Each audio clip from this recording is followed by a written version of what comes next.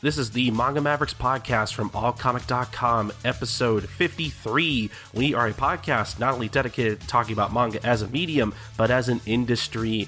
I'm Colton, and oh boy, this episode is a little later than I wanted it to be, but you know what? It's out now, and that's all that matters. Just in case you guys may not know or forgot, or I don't even know if we've talked about it on the show yet, but we actually recorded an episode of the show that we were originally going to release as sort of a kind of special episode covering Sleepy Princess and the Demon's Castle, specifically Volume 1, released from Viz Media just recently, a Shonen Sunday title that has been picked up in English. And so, yeah, we figured it'd be a good opportunity to bring on both Maxy Bernard and Bomber D. Rufy, otherwise known as Kiraban on Twitter, your local Sunday guy, to come on and talk about it. And so, I mean, you know, that was the plan, but, you know, it feels like every time we bring Bomber on, you know, like, I'm not saying it's a bad thing or anything, but like, you know, the guy can't help himself. He loves Sunday so much that I think we go off topic at least like 15 times while talking about Sleepy Princess in particular.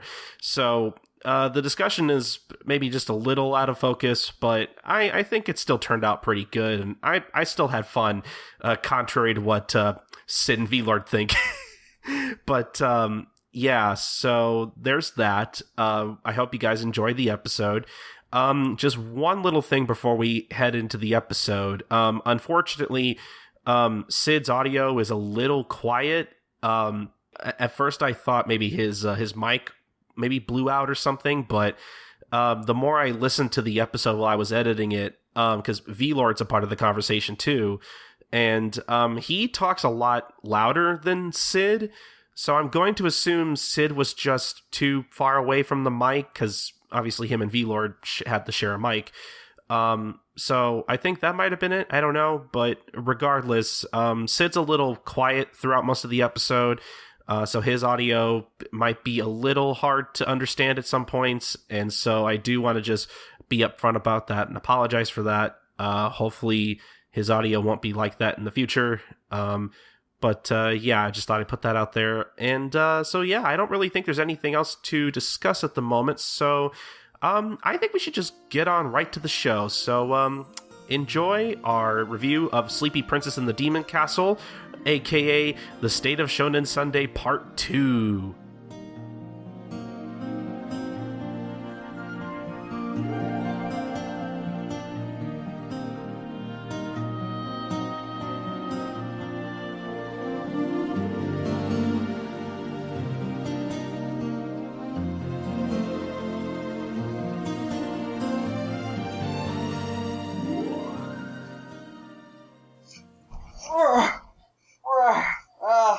What time is it? Oh, gosh damn it. How late was I last night? Wheeler, what time did I go to sleep last night? What happened to the party? What happened to the party, Wheeler? Are you okay, Sid? What happened to the party? Why am I on the floor? Why? Where's my blanket? Why am I sleeping on the floor? Why am I not in bed? I'm aching all over. My head hurts. My back hurts. My sides hurt. I have crinkles. I have creases. I'm all frazzled and rustled up. Why'd you let me see you on the floor? Why was I not in bed? How much did you have to drink last night?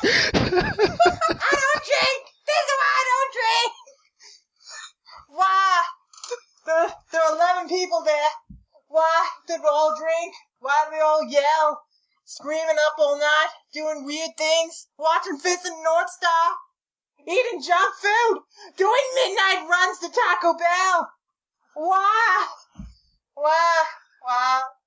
When did I go to sleep? When did you go to sleep? Like 4 a.m.? No, because I know for a fact I went to sleep at 4:30. Okay, I went to sleep at like 5:30. My memories went back again. So you went to sleep because you stayed up. You stayed up for some reason. I was. You insomniac. Yeah, I don't know. It wasn't that hard. I don't understand. Why. I don't understand why. Whenever we have these parties, you stay up so late. These weed parties are the death of me, man. They are the death of me. I stayed up too late. I woke up too late. Now I don't know where I am. I'm groggy. You know, I need some advice. I need some tips to help me find a better sleep. You know, tips to, like, you know, do-it-yourself tips to, like, make a better bed, better bedding sheets, all that kind of stuff, you know? If only there was a manga that could teach me that. But, like, not like a realistic manga. Maybe like a fantasy manga. Like, in case I ever somehow get transported to a magical world, because with the way I'm living my lifestyle, I'm clearly gonna die one day and be reincarnated in another world. So, when that happens, I need a manga of sleeping advice tips, do-it-yourself sleeping advice tips that I can read for when I'm in that fantasy world. I'm trapped in a dungeon, and I need to make bedding or whatever out of ghosts. Sheets or whatever. So what manga can I read, me lord? What manga will teach me those valuable do-it-yourself life skills about sleeping? I just don't know. Maybe we should ask our Sunday expert, Bomber. What? You were here the whole time? How long have you been here? Have you been listening to me sleep? Do you have a camera in my room? Are you watching me?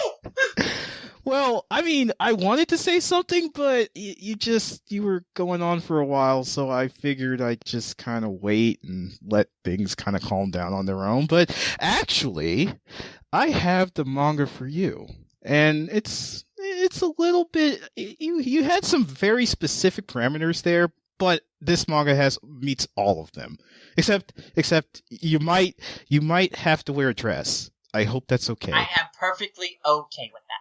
Good. All right. So this manga that I have here, and get your dress ready. It's called Sleepy Princess in the Demon's Castle. I love it. I would love to sleep like a princess. Then this is the manga for you. Excellent. Tell me more about this, Bob. Tell me more about Sleepy Princess in the Demon Castle. So, if you happen to, just in case this happens to you, and you end up being in a Demon Lord's castle in Japan, they call it a little something different. They call it Maojo de Oyasumi. Same diff, but there they actually mention it's a Demon Lord's castle, not a demon's castle. But same diff. And the artist, Kagiji Kumanomata, which is a very interesting name because it's the last name basically means bear's crotch.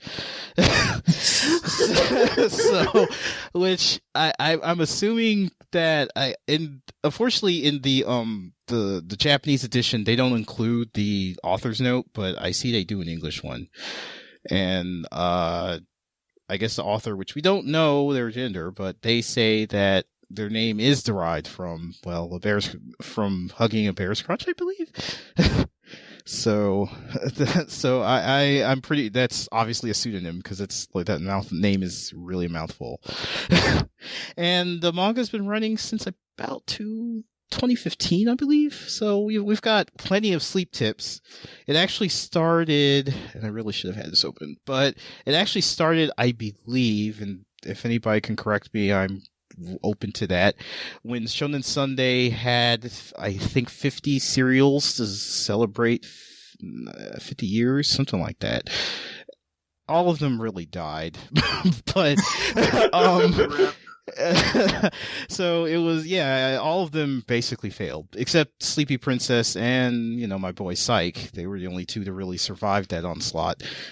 And the author of Ashita no Jo actually gave the author Kumanomata his thumbs up, saying that he was like, I always saw that this author had potential, and that was around the time the first volume of this was released in Japan. So he actually gave his sign off on this manga. He was like, he always thought Kumanomata had lots of skill, and to see them make it in a magazine like Sunday, he was like really proud of them.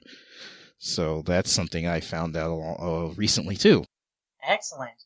Before we dig into the plot of this series, though, it sounds like it is quite a daunting thing that will take more than the three of us to discuss. So we need a party of 5, just like you would have in a Heroes party and a JRPG, like a Dragon Quest or what have you. But where can we find two other people to join us in talking about Sleepy Princess? If only they would magically appear, as if they were here the whole time! I mean, you know I'm always here. Like, I have nothing going on. Colton!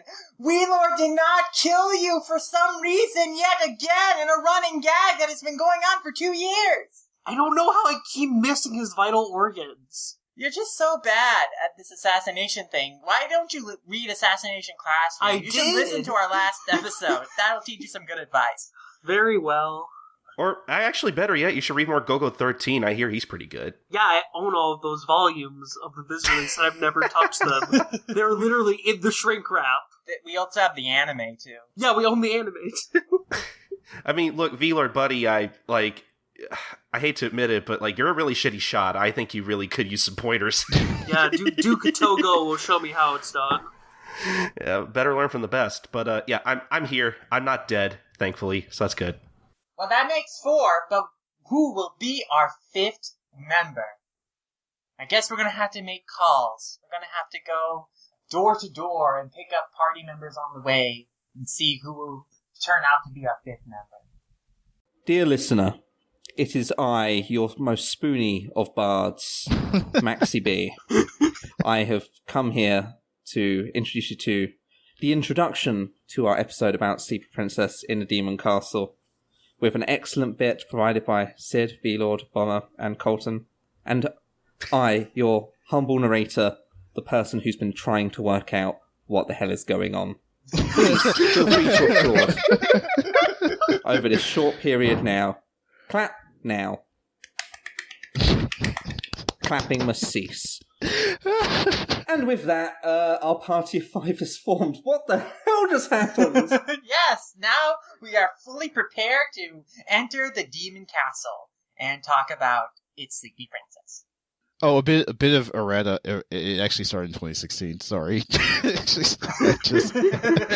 I just like got to Japanese wiki. Yeah, it started in 2016. Yeah, I don't know why I didn't bring it up, because I've literally got the credits page for the Viz edition open on my phone to look at here, and like it says copyright 2016, and I was just like, no, I'll let them keep talking. I won't.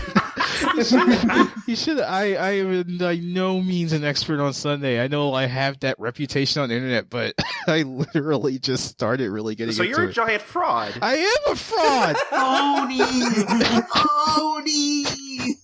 I am a fraud. I clicked my audio laughing now. But yeah, it's actually 2016. I mean, God, who are you? I don't even know you anymore. I'm so disillusioned. What happened to the Sunday hipster we loved?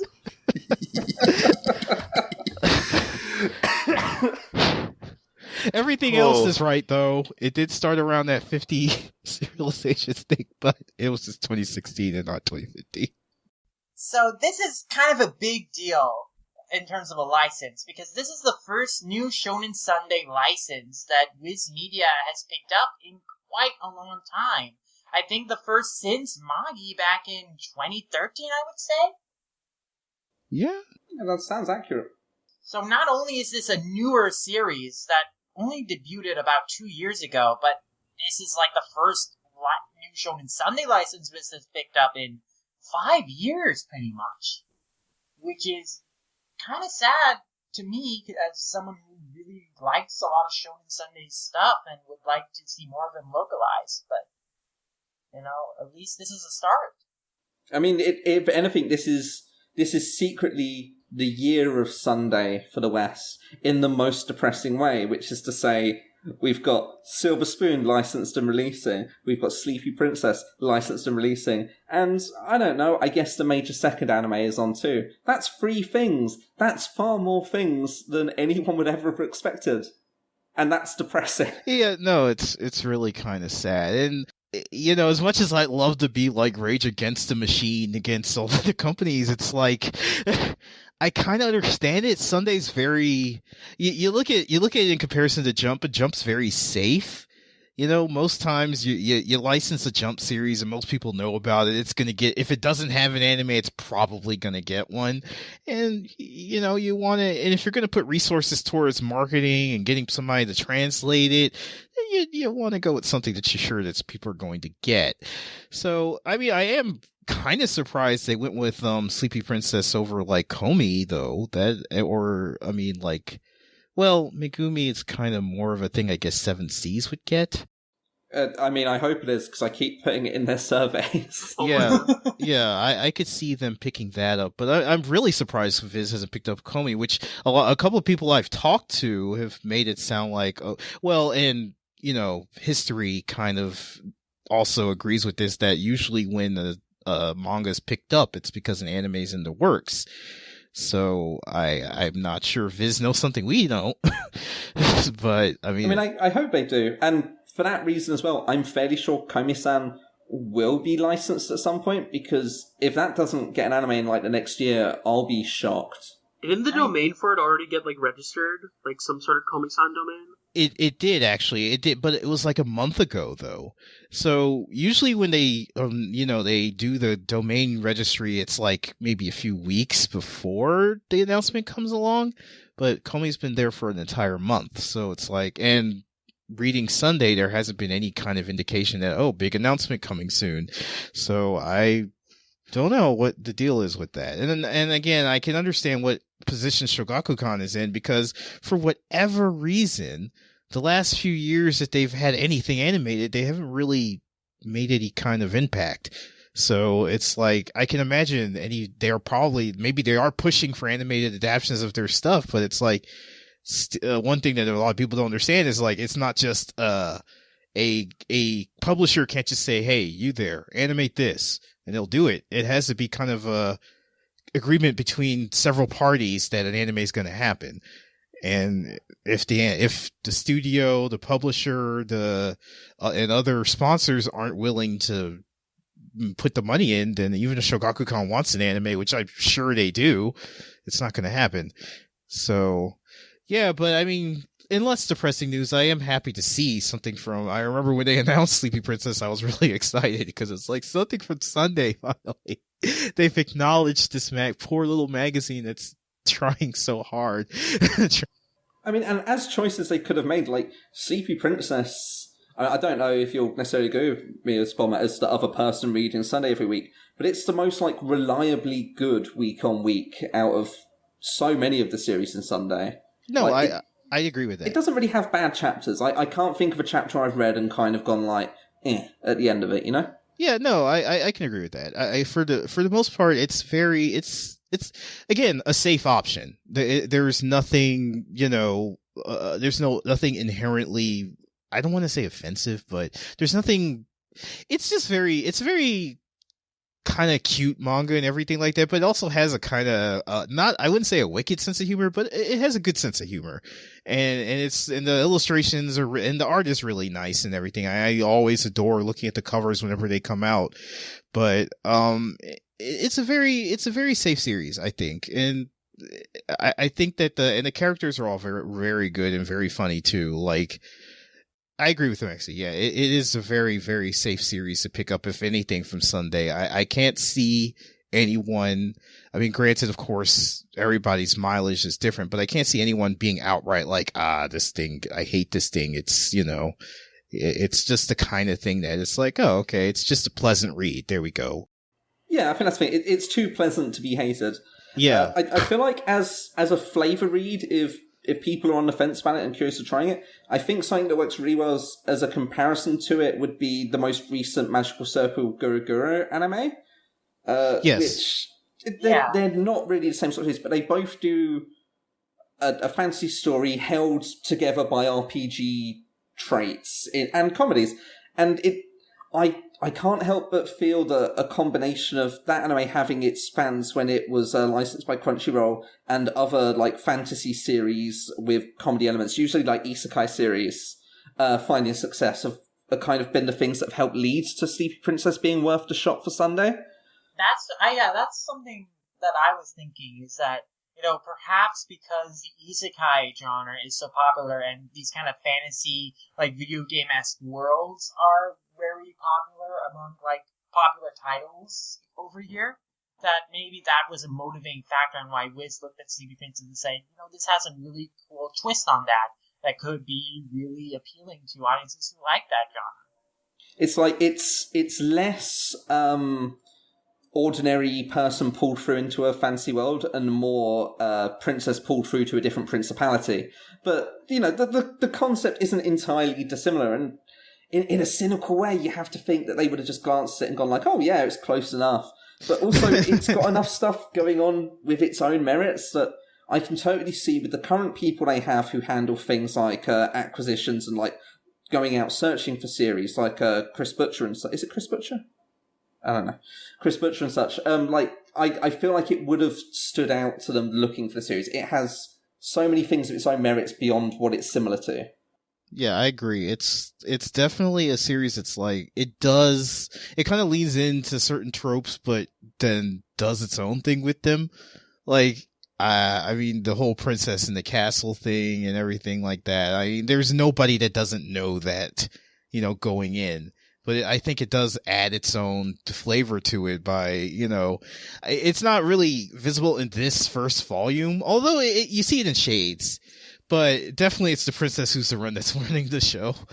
Yeah, the twist is that the princess is more of a monster than the monsters. They're all afraid of her because she's running around and killing ghost blanket creatures just for bed sheets, and she's merciless about it. Yeah, she's just like, and it's funny because she's not really malicious per se. She just really wants to sleep.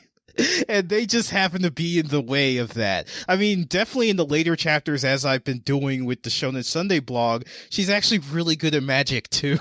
So it's just that. At the chapter at the end of this first volume, like, she basically escaped the castle all on her own, and she got, like, this incredibly powerful sword of light, and she could have, like, escaped the castle right then, but she just got the sword just to have, like, basically a light to wake her up the next morning to mimic sunlight. Like, she's so single-minded. She could escape this castle and go back home anytime she wanted, but all she can think about, and all she cares about is, how can I have a better night's sleep? Well, and the bizarre thing is the way it's framed is the Demon King and everyone else who have kidnapped her, they're playing the game. They know they're the villains that the hero's coming for. They're setting him up to, like, come in and do the whole rescue. Like, it's very much, they know their role in a fantasy video game storyline, like, they have to leave out the artifacts to get retrieved. Yeah, they're kind of punch clock villains. Like, they're playing this is their job, and they're just doing their job. But because of the way that she keeps getting involved with everything, it totally upends that. Like, she keeps taking artifacts that they were going to, like, put out for the hero to gain to make it easier for him to win, and, like, say, taking one that blasts out air so she can use it to have, like, an air bed. Yeah, that's what makes this series so much fun, because like I think it was last week's Sunday chapter even, just a little bit of a spoiler, but I don't even think it's a spoiler because we already know. That's the third thing I like about the series is it takes the best his premise. It just plays within the way that I don't even have to, we already know what the story's about, and it just builds upon that. So me saying, like, the last chapter, like, it was implied that the hero gave up, and the monsters are like, they're all terrified at this, like, holy crap, that means she's gonna be here forever. and they're all scared. They're like trying to find ways to like motivate the hero to like come back, and so they're, or if barring that, maybe get her to go home. So they're all doing this, and they're basically waiting on her hand and foot to get her to go home, and then the Demon King's like, No, don't do that. This is the kind of, and then it's like I guess he has like monitors on the hero, and the hero's kind of like, the beginning of the chapter is basically the hero, the what if it's like, somebody poses a question to the hero, what if the princess doesn't want to come back? And the hero's like, I didn't really think about that. And so it's implied that maybe he'll just give up on her. And then so the whole chapter, they're waiting on her hand or foot, so she might leave. And then the Demon King's like, no, she's our hostage. We can't do that. Besides, and then like then he has like a monitor on the hero talking to another hero, and the other hero's like, so what would you do if she doesn't want to come back? He's like, well, she's a princess. I'm a hero. I'll probably drag her back if I have to. That's the kind of hero we're dealing with. We have nothing to worry about. That idiot's going to come here if she likes it or not. And then that's how the chapter ends, and I just love that it's like the whole chapter is just this idea of them actually being caught between her being there as their hostage and them wanting her just to leave because she's just so much of a nuisance. And that's kind of a great thing about it as well, is everything happens and gets wrapped up in a chapter, and the chapters are super short. It's not the tiniest gag series model, like it's not doing things in a couple of pages, but it makes a point of getting in and out and leaving a lasting impact for future chapters, and sometimes there's a proper arc. But for the most part, it's just like, hey, we've got this great idea for a joke premise for one chapter, gonna land it, make the joke fly, and then just turn it on its head to finish out. Which is, I love it so much. And I came into the series somewhere in the middle because I literally came into it because of Bomber's blog, and because I was like, hey, I can buy Sunday on ebook Japan, why not? But, like, coming to it at the start and seeing how much of that is, like, really incremental. Like, let's have a gag chapter where she learns magic from the one forbidden book or whatever. Like, and then that carries forward from there to later chapters, to the point where it's still relevant now in a very minor way, like, because it's just what if it's useful for a gag later on. Nothing is wasted in a series like this. Yeah, and definitely another thing with... it's kind of, like, endemic of Sunday as a whole right now. I mean, definitely not at the time this series was running, but there's a lot of short series in the magazine now. And recently, it seems like they're kind of letting the authors decide how long a chapter will be. Because there are several series in Sunday right now that run like 12 or 14 pages. The typical Sunday chapter is usually about 18. So... and now when I'm doing the blog, I'm seeing like maybe one or two series that are actually still doing 18 pages a chapter. So, I mean, like Psych, for example, regularly does like 20 to 22.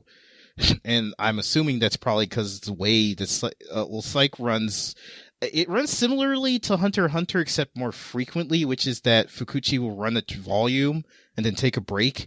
Usually it's about a month or two, then it'll come back. So, but now it seems like a new series that just started on Sunday, Mimesis, runs about 12 pages per chapter. So, and if you look at the art for that series, it's insane. So I kind of understand why the artist probably, if he had to do an 18-page series every week, he probably couldn't last.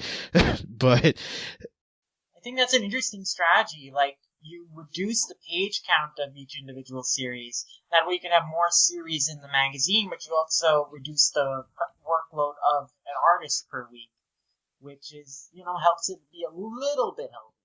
Yeah, it definitely seems like Sunday is doing and it's not like it's not a thing where it's uniform. Like I said, it's some people, they'll stick to 18. That's fine. I've seen some chapters where it'll be like several weeks of 16 and they'll jump to 18.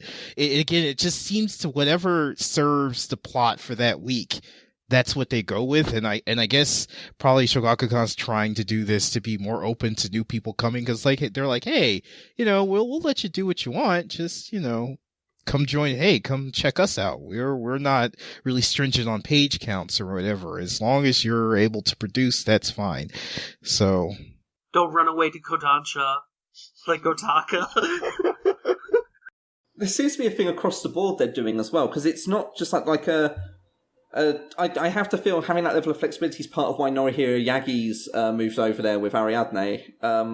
But also you have in their other magazines they do, the Superior has Gigant, which, I mean, that's a big get. They got Hororoku, and I feel like a big part of that was having the flexibility of going just do what you want. And it's actually kind of worked out for them in I want to say in a surprising way, but it's also one of the most popular manga authors in Japan right now, so...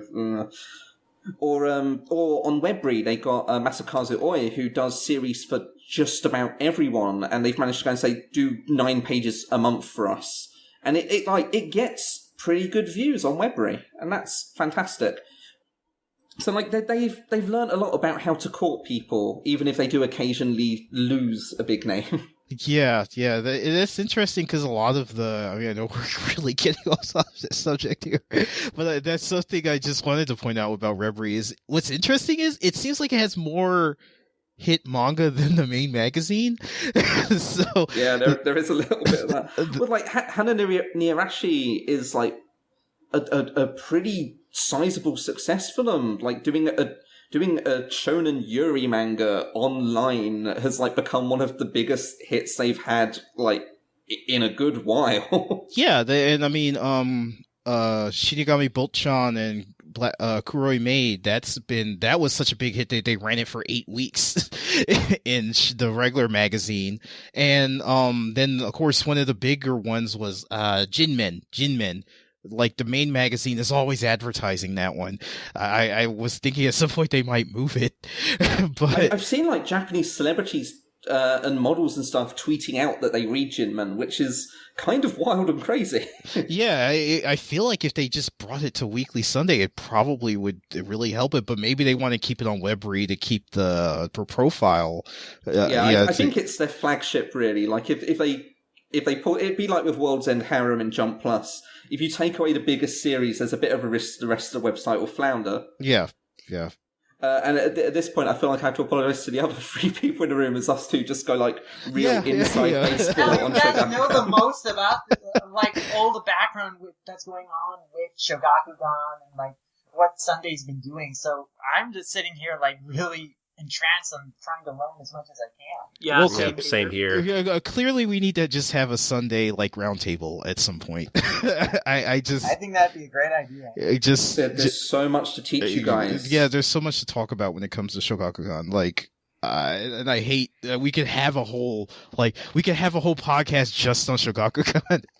But even just individual series from there, there's a lot you can say just about how they publish them. Like I could probably sit down and talk about 15-20 minutes at least just on how the ninth wave will never end. simply because the author had one hit series with them, and don't get me wrong, like the ninth wave, it sells enough copies to probably be profitable for them, but in any other magazine with any other publisher, they would just kind of look at the artist go and say, well, your star's fallen, and turf them out.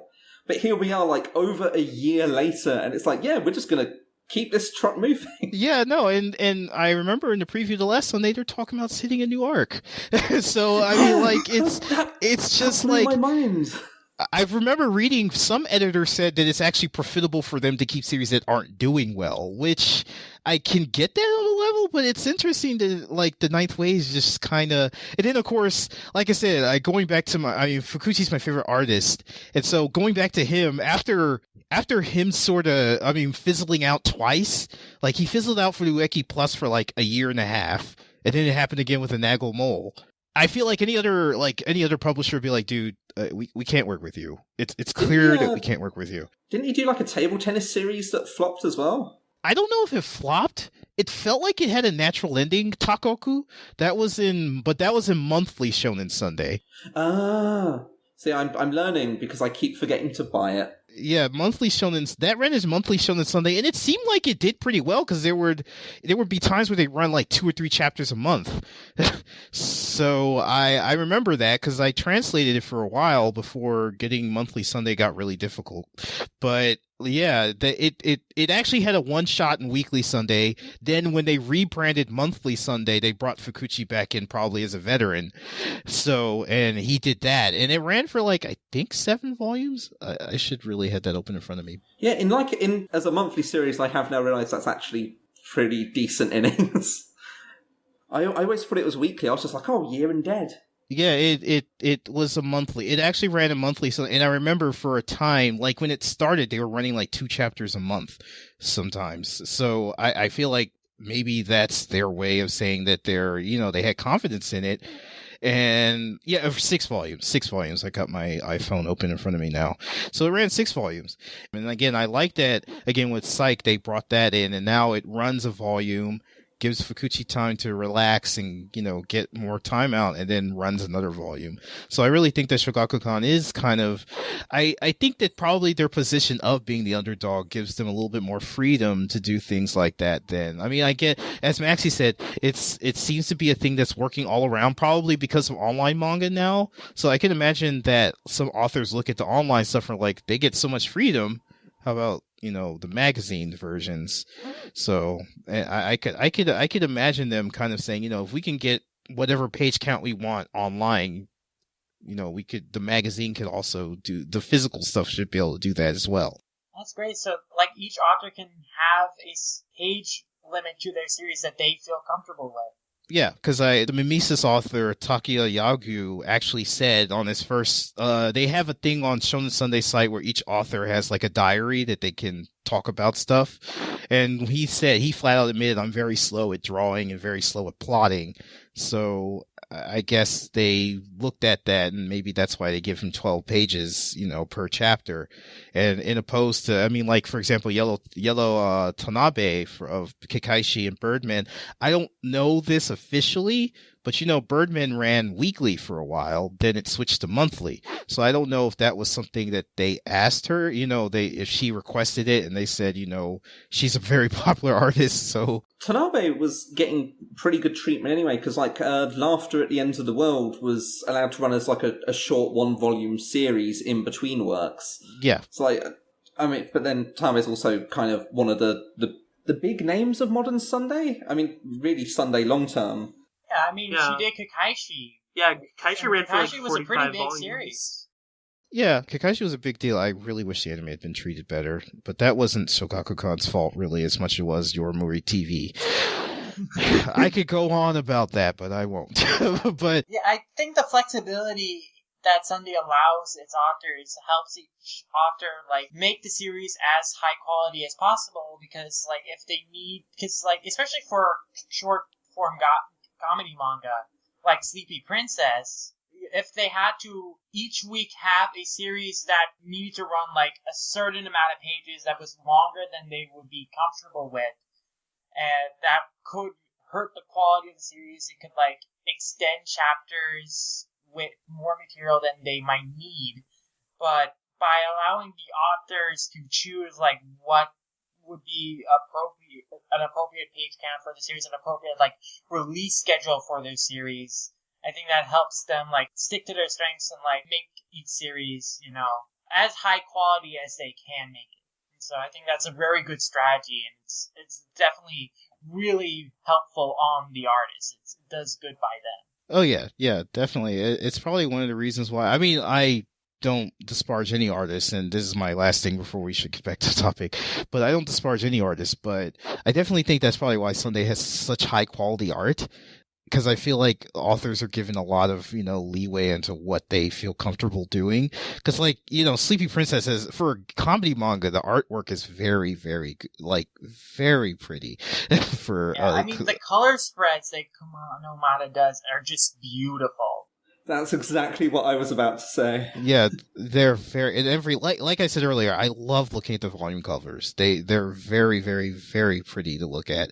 I mean, and you have other series in Sunday like Mary Grave. Like, I just look at Yamaji's work and like, how can you do this and just not implode? Because even the less good looking series like Switch still have like a sort of charm to how they're crafted. Oh, with yeah. their art. Oh yeah, definitely. Really kind of or Xeno. Like, I mean, we're both fans of Detective Xeno. Yeah. And that it's an ugly ass series, but that in its own way is kind of what's great about it, because it fits the tone so well. It's like, it's what I'd expect from a grisly detective series. Exactly. I was just about to say it's perfect for a gritty detective, and it gives itself a distinctive kind of look from the other more popular detective series in the magazine. so kind of important to do now that there's like 2 or 3 doses of Conan in any given issue. Yeah, it's like definitely like no, and to look at Xeno like that though, I definitely think the author's strength is like the background art. Yeah, his people don't look that great, but I think he's kind of started improving. Actually, the more I read him, the more the more I like looking at it. But yeah, no, I really think, and one thing, it definitely, I keep saying this, but the one thing I actually started reading Magazine, like the Japanese version, around the time Otaka series started. And I mean, no offense to it, but like the art looks very samey in Magazine. Magazine is definitely the sort of place that has a house style. Like, everything has to somewhat toe the line. Yeah, there. Like, I mean, you have, like, I was flipping through Sunday, you know, I read Orient, and I was flipping through other things. Like, yeah, I can't really tell when the series begins. And then I get to Fire Force, I'm like, oh, there's, that was Whiplash. You have, like, especially with the rom-coms in Magazine, they all very much look the same. Then you have Fire Force and Orient that just look jarringly different. Yeah, like I was flipping through and then like I think I broke my neck with the Whiplash going when I got to Fire Force and just like rom-com Fire Force, god. And then like I mean, and you have Nanatsu too that looks really, you know, different as well. So, like, it's really, you know, it made me appreciate Sunday even more when I just flipped through Magazine, and it's just like, wow, it's very samey. Then I go to Sunday, and every author has a very distinct style that they have, whether it's very cute looking or very gritty, or you have something like Psych that's kind of in the middle of both. And, you know, and it's definitely, I definitely have a lot of appreciation for Sunday, you know, Shogakukan makes it hard by making it very difficult for me to buy it. but yeah. So, but Sleepy Princess. Yeah, well, this is what I was going to say. By giving Sleepy Princess this amount of freedom in like such a healthy environment, it's really paid off. Like, I mean, the future of it remains to be seen, like what will happen, whether it gets animated or whatever. But it sells pretty well as far as the Sunday series. I mean, it sells good for a Sunday series. And again, it got picked up. It's clearly, like, blossomed in this environment into something great, which is a big step up considering the previous series. And I think the series very much related to the author's name, as you were mentioning earlier. Like Stuffed Toy Crash about the naked stuffed bear man. Yes. like that wasn't a hit. That was 3 volumes and out over in the Shonen Sunday S.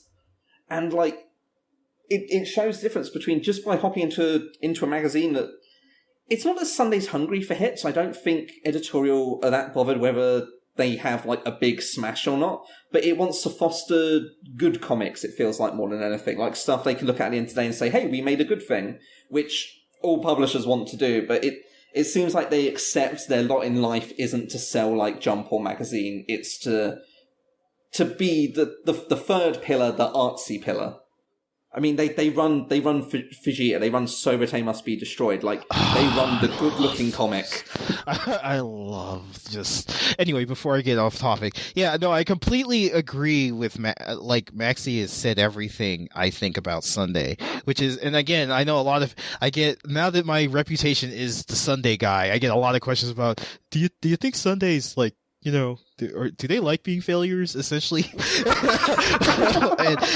I get those questions a lot, and it's just like, especially, and I got a whole lot of them when Otaka left for Magazine. Like, what are they doing? They're gonna kill themselves. How can they let Otaka go? And I'm just like, you guys realize that Otaka came from Square Enix to Shogakukan, so she's sort of a free agent. She probably just did what she wanted with Maki and figured, I've done what I wanted here. I want to do something else. Yeah. Artists are like free to leave to different publishers if they just want to, like, you know, work under a new environment. Exactly. And I feel like what Maxie said is very much true. Like, everybody assumes that because Jump is this huge force that everybody wants to be like Jump. But I feel like most publishers that are wise look at what they have and say, you know, yeah, it'd be great if we could have the next Jump level series. But we're not looking for that. If it so happens, like, I don't think, and I promise this is my last time doing this, I don't think anybody expected, like, Dagashi Kashi, for example, to be the huge hit it was. Why would you have expected it? Like, I came to it, months before it ended, and I couldn't work out how it became so huge, but I could believe it, you know? Like, they stumbled upon a complete oddity and everyone liked it. Yeah, like something like Comey, for example, I could see that being a hit because it has kind of, the cute girl, it has the school setting, and it's genuinely very funny. So like Comey, I could see being very big, maybe when it gets an anime, but a manga about candy? How in the world did that ever become like a big deal? I remember seeing the Gashikashi and completely ignoring it because I just didn't think that it would be around very long. I watched half of episode 1 of the anime and kind of went like, this doesn't seem like it has legs. Yeah. And ignored it. But like, the irony. It sold like 100,000 plus a volume. It got 2 series of an anime. It was a big deal. Yeah, and on top of that, I watched the entire first anime because I wanted to support Sunday, and that's when I got into it. That's when I was like, oh, well, this is actually pretty charming. I might read the manga. That was before I started the blog, so I was like, okay, and I started checking it out, and when I started reading the manga, I actually really liked it. And again, it was another series like Sleepy Princess. It's very short. It's like about 12 pages a chapter. Yeah, it's kind of similar in terms of like structure too, because it's a very episodic series, and there's like a central kind of focus in every chapter. Like there's this goal, and here's like the gimmick of the chapter. Like here's the central like idea, and then it just goes for that, and it just changes every week. Here's the snack that Hotaru's gonna fangasm about this week. Yeah, and then Sleepy Princess, here's the item. Here's like the thing that will make Princess Yalisa sleep better. Yeah, she wants to sleep. This is how she's going to sleep. The monsters want her to be more like a normal captive. That's never going to happen. In so many chapters, introduce a new of Sleepy Princess, introduce like a new MacGuffin or character that then becomes like a central point of it as well. So like it. Oh god, I guys, I have to say, as much as we're talking about other things, I really like Sleepy Princess. Like, I can't say that enough.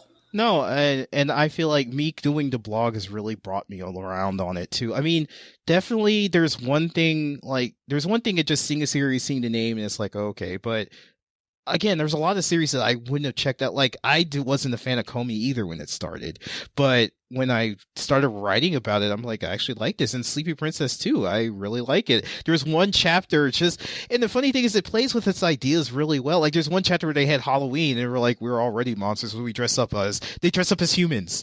That was the whole point. The whole chapter was the gag was the monsters dressed as humans for Halloween. And like, I just like that the series has that self-awareness of its idea of what it is. And like, it branches away sort of like from just, hey, the princess needs to sleep. So it like starts developing its side characters, which it's been doing a little bit of lately. It's done a lot with the demon cleric. Yes, he's almost become like a secondary like protagonist in a sense. And like the Demon King himself, I love that like they break away from the whole thing where he's like this terrifying thing where he's just an exasperated boss.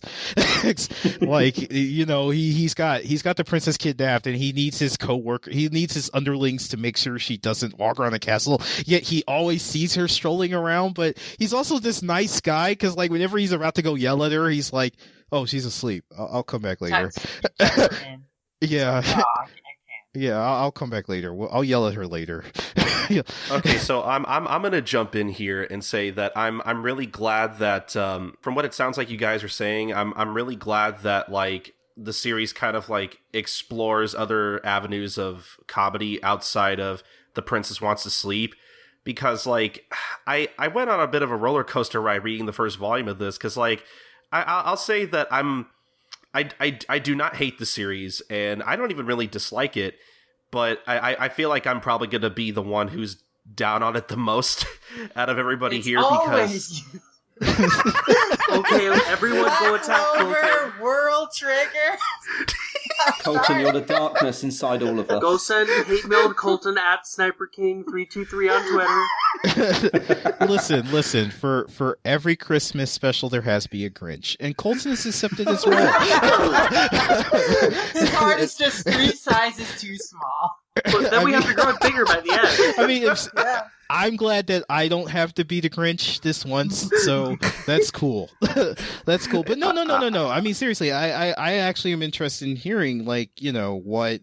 I'm interested in hearing what didn't work for you per se. Well, see, my thing is that hearing you guys talk about different chapters from the series later on, it sounds like, like you said, the side characters kind of get more time to shine and certain characters kind of become a little more prominent, which I'm very glad to hear, because as far as the first volume goes, like, what was it, like 5 or 6 chapters in? I'm not gonna lie, this all comes down to just my taste in humor, I think, which, again, like I always like to say, comedy is very subjective.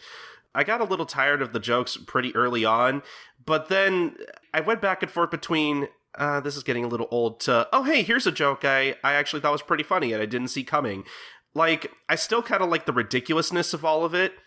I think one of my favorite chapters is where, like, the princess wants to visit the thunder god, which is literally just this dragon who can conjure thunder, to literally, like, receive, like, electroshock therapy to, like, help massage her, like, stiff shoulders or whatever from sleeping bad the previous night, which I already think is pretty funny in and of itself. But when she's like, oh, well, this lightning's actually dangerous. Oh, who'd have thunk it? How am I gonna receive my, like, electroshock therapy without getting killed? And it's like, oh, well, of course, get inside the body of a tire demon. Like, that just makes sense. Like, like, I can't say enough. And she sticks the cute little teddy bears on it, too. Like, I go back and forth between, how long can the series really go on with just this one gag, to, every once in a while, there's a joke that I think really keeps it from being completely stale for me. So I'm more so in the middle of everything, where it's like, sometimes I think the jokes get a little too samey, or I feel like I can kind of see the joke coming, but then every once in a while, there's always, like, at least one joke or one reaction from the princess, every other chapter that, keeps me, I guess, that keeps my interest. Like, I really like a lot of her banter with the Great Red Siberian. I really like that chapter a lot, where, like, finally somebody comes down on her for basically doing whatever she wants in the castle. 100 violations. And, like, every time he tries to scold her, she, like, cannot comprehend, like, oh, why am I being scolded for this? Like, I especially love that reaction where it's like, why are you reacting to me like you just found some kind of, some new truth in the universe? Like, is this really hard for you to comprehend? Like, I think that was probably my favorite moment in the volume altogether. But yeah, no, so it's, I have problems getting into, like, certain gag series where it's just kind of like, oh, here's basically not necessarily the one joke, but, like, the joke that the series is revolved around. Like, okay. That's just how I feel personally. I had to give you an idea, Colton, like, how differently the two of us sit on this series. While you were repeating jokes from the comic, I was sitting here shaking with tears in my eyes because of how funny I find remembering the jokes. But, like, I think that's the thing. Like, it does risk being repetitive. The formula's similar. We mentioned in an earlier recording the series Kaguya-sama Love is War, which is another thing that risks repetition by being the same key joke over and over. But I think this is in that same area of keeping it fresh enough by having the situation be different each time, or taking a few chapters out to do something that's completely outside the realm of just, hey, I want to get to sleep. And, like, not that the jokes about just wanting to get some sleep don't continue to entertain me. There's spoilers for the future, I guess. I mean, they're joke chapters. You can't really spoil them. But in about 5 volumes' time, there's one where Cialis just keeps killing herself and, like, being revived. Yes, I remember that chapter. And each time she's revived, she says hello in a different language. And it's such a stupid joke, but by the end of it, I was pissing myself laughing. Like, 'cause it starts off with just, like, Ohio, and then afterwards it's like, Guten Morgen, and then it ends with, like, a sleepy sort of good morning, and his response is, no, bad morning. And it broke me. No, I remember that chapter. I think I might have covered it. You did, yeah. It's like, and I was so excited because I'd literally read the chapter about an hour before your one went up, and I was like, I hope he covers it because I love it so much. And that's the thing. Like, it's all about the delivery. And sometimes it probably... I mean, the problem is it's not always going to deliver in a way that works for everyone. So like, I totally understand why like a lot of the jokes didn't work for you. And they're not all perfect. Like the Apple crew, the trio of apple-headed monsters, don't really do a huge amount for me. But for someone else, they probably love them. See, that's weird because I actually really liked that gag though. I love that they're one. like color coded like they're Sentai heroes instead of their villains, and it's like they have these ridiculous things where she's like just eating them, even though they're supposed to be poisonous like, apples. maybe eating is gonna solve my sleep issues. And she just like goes on a freaking rampage. It's amazing. In fact, just so many things. I mean, the whole wearing the thing like cures her status conditions and like to stop poisoning herself to death and then not sleeping because sleep is a status condition in RPGs. Like, oh, it's so funny, guys. It's so good. And actually, now that you bring up those characters in particular, something I really liked about Sleepy Princess is I just like seeing all these different like monster designs. Oh yes, they all range from like really cute to really just creative. I like especially the Apple crew or whatever. I really like Sid said, you know, they're supposed to be like a sort of a Sentai theme sort of group, and I really like that idea, especially when and Bomber, I'm not sure if you got to this part in the Japanese version, but there was a part where like you know, as the red apple person's about to be eaten, he's, you know, he makes an offhanded comment about Anpan Man, but like the Viz translation like doesn't really necessarily reference Anpan Man. They basically just refer to him as, what is it? Oh, hey, I'm not Red Bean Paste Bun Man. Like, that's sort of a mouthful. I mean, like, I don't know for sure if it is, but I just kind of assumed, I kind of knew, like, what they were referencing. Is that what they were referencing is basically what I'm trying to ask. Let me see if I can find the page, because no, I haven't gotten that far, but I actually just stumbled on a Conan reference. Wait, where's the Conan reference? I need to hear that. Like there are so many references like that, and it's definitely a Shida no Joe reference. Yeah, there's Shida no Joe reference. I always get a smile on face when I see those. Which started my incredibly successful thread of other people doing work for me. that Tomorrow's Joe reference is in every goddamn comic. I literally just need to make a collection. In every comic. I literally just need to make a collection of Joe references at this point. Yeah. No, that. Oh, but do you know what page it is on around? Because I'm looking now. Here I'm looking it up. In the while I was looking edition, the Joe Colton mentioned is like on page 76. During the pressure points. It's 87. Oh. Yeah, it's 87. But I was also going to say, like, there are references like that, and, like, I'm pretty sure she makes a Naruto joke at one point. That is in the original. I look like a Konoha ninja. Yes, that is in the original. Okay. Yeah, because I didn't know if that was something that, like, because, you know, Viz, I won't say they have a history of it, but there have been times where, like, they'll put in references in their localization that, like, aren't in the original. Like, I'm pretty sure, I read somewhere that, and I got to that bit in this too, where, like, you know, I'm reading Yu Yu Hakusho for the first time, and Kurama makes a joke about how, like, he makes a reference to Tuxedo Mask that I guess apparently wasn't in the original Yu Yu Hakusho manga, but Viz added, so I wasn't sure if it was, like, something like that or not. I just thought that was kind of interesting. In those kind of cases, maybe they're just replacing a reference with a more recognizable reference. Yeah. Which is, that's no I mean, that's not a big deal. But yeah, I'm still looking. But yeah, I did the Konoha Ninja one is actually in the original. Okay. I've got a lot of faith in the quality of the adaptation. The translator, Tetsuichiro Miyake, I've not got a lot of memories of them working on other stuff. Annette Roman's been turning up on a few things I've been reading recently as doing the adaptation side of things.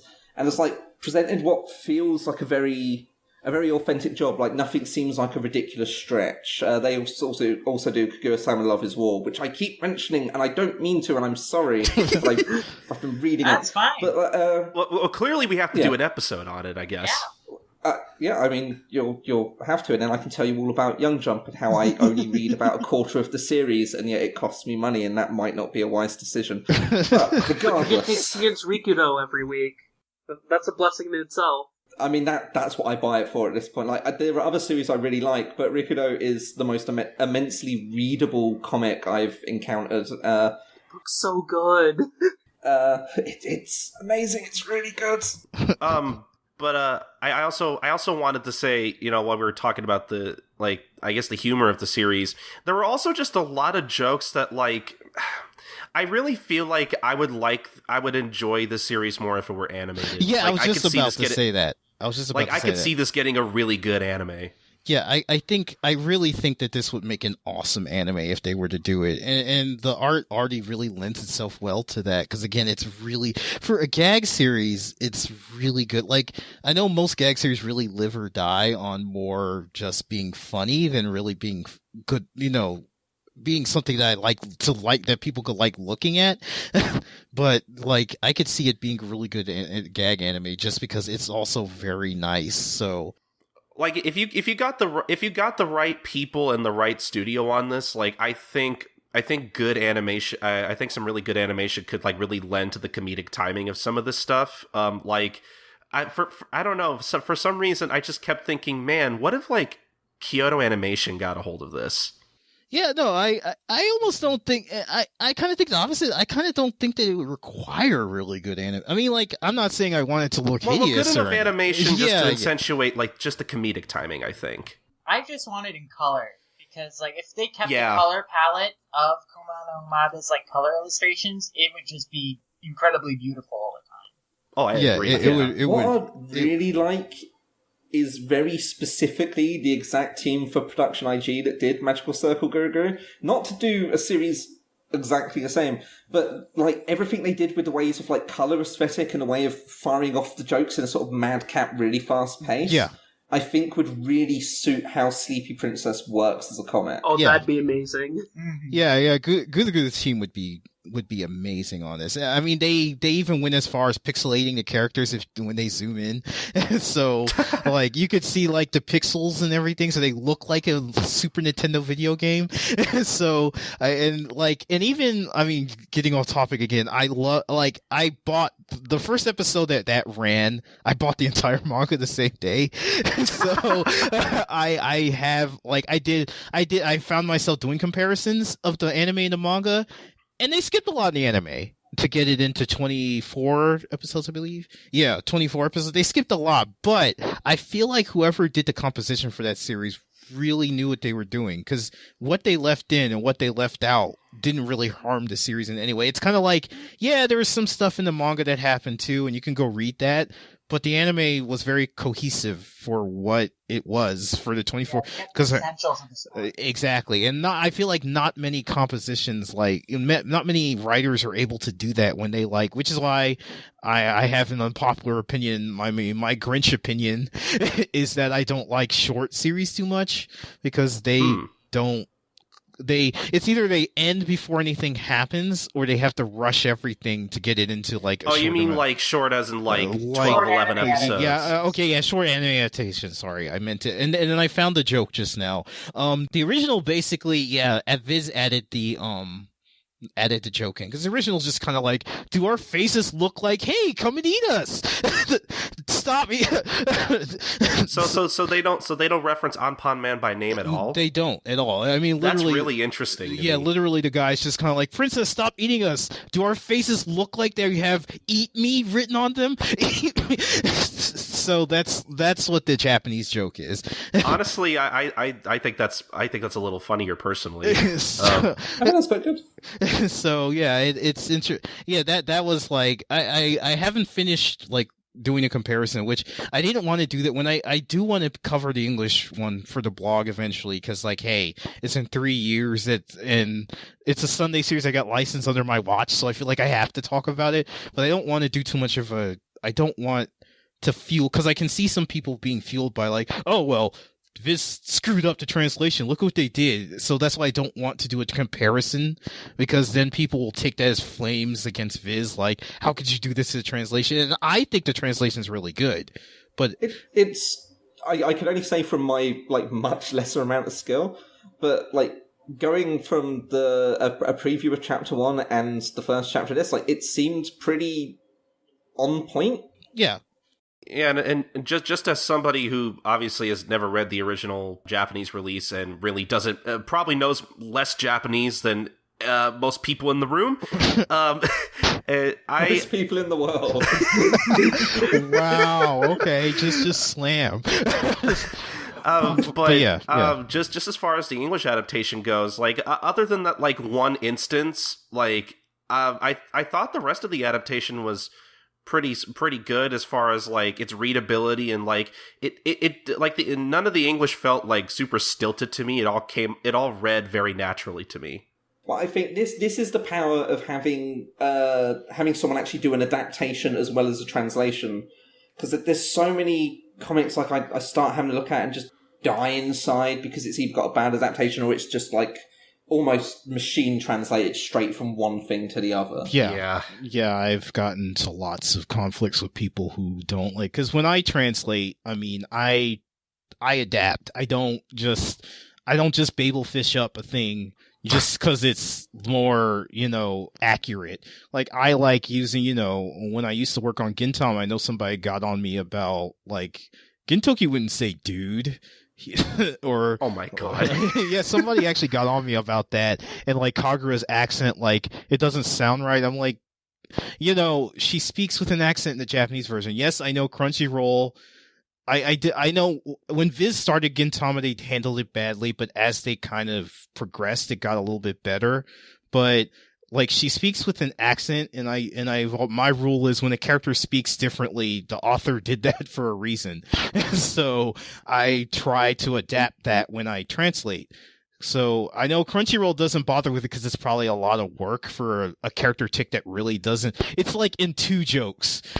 And and so they probably just, and of course when the jokes come, then, they usually find a creative way around them. But like, yeah, it's like, it's mentioned once or twice, and they probably just figure, okay, it's not a big deal. We're not going to bother with this. But for me, if I'm translating and I see a character is like speaks differently than everyone else, I'm going to try to cover that in some way. If you do too plain or literal a job, people criticize you anyway. Like, I always think of how people are really down on Stranger Ataru's old translations, which were like just this hyper-functional thing. They were literally, here's what it says, move on. And that's what people keep saying, the sort of stuff they want, but when they were given that, they literally just rip into it. Yeah, people don't know what they want. No, people don't, and it's funny because it's the ones that don't speak Japanese that are the most vocal. So that's the power of the internet. Like bringing people together who think they know everything. Zach Davison wrote about this in a great article 2 years ago, Confessions of a Manga Translator, where, he says that, a lot of people think that translators are supposed to be invisible. They're just supposed to be, like, swapping words into a different language.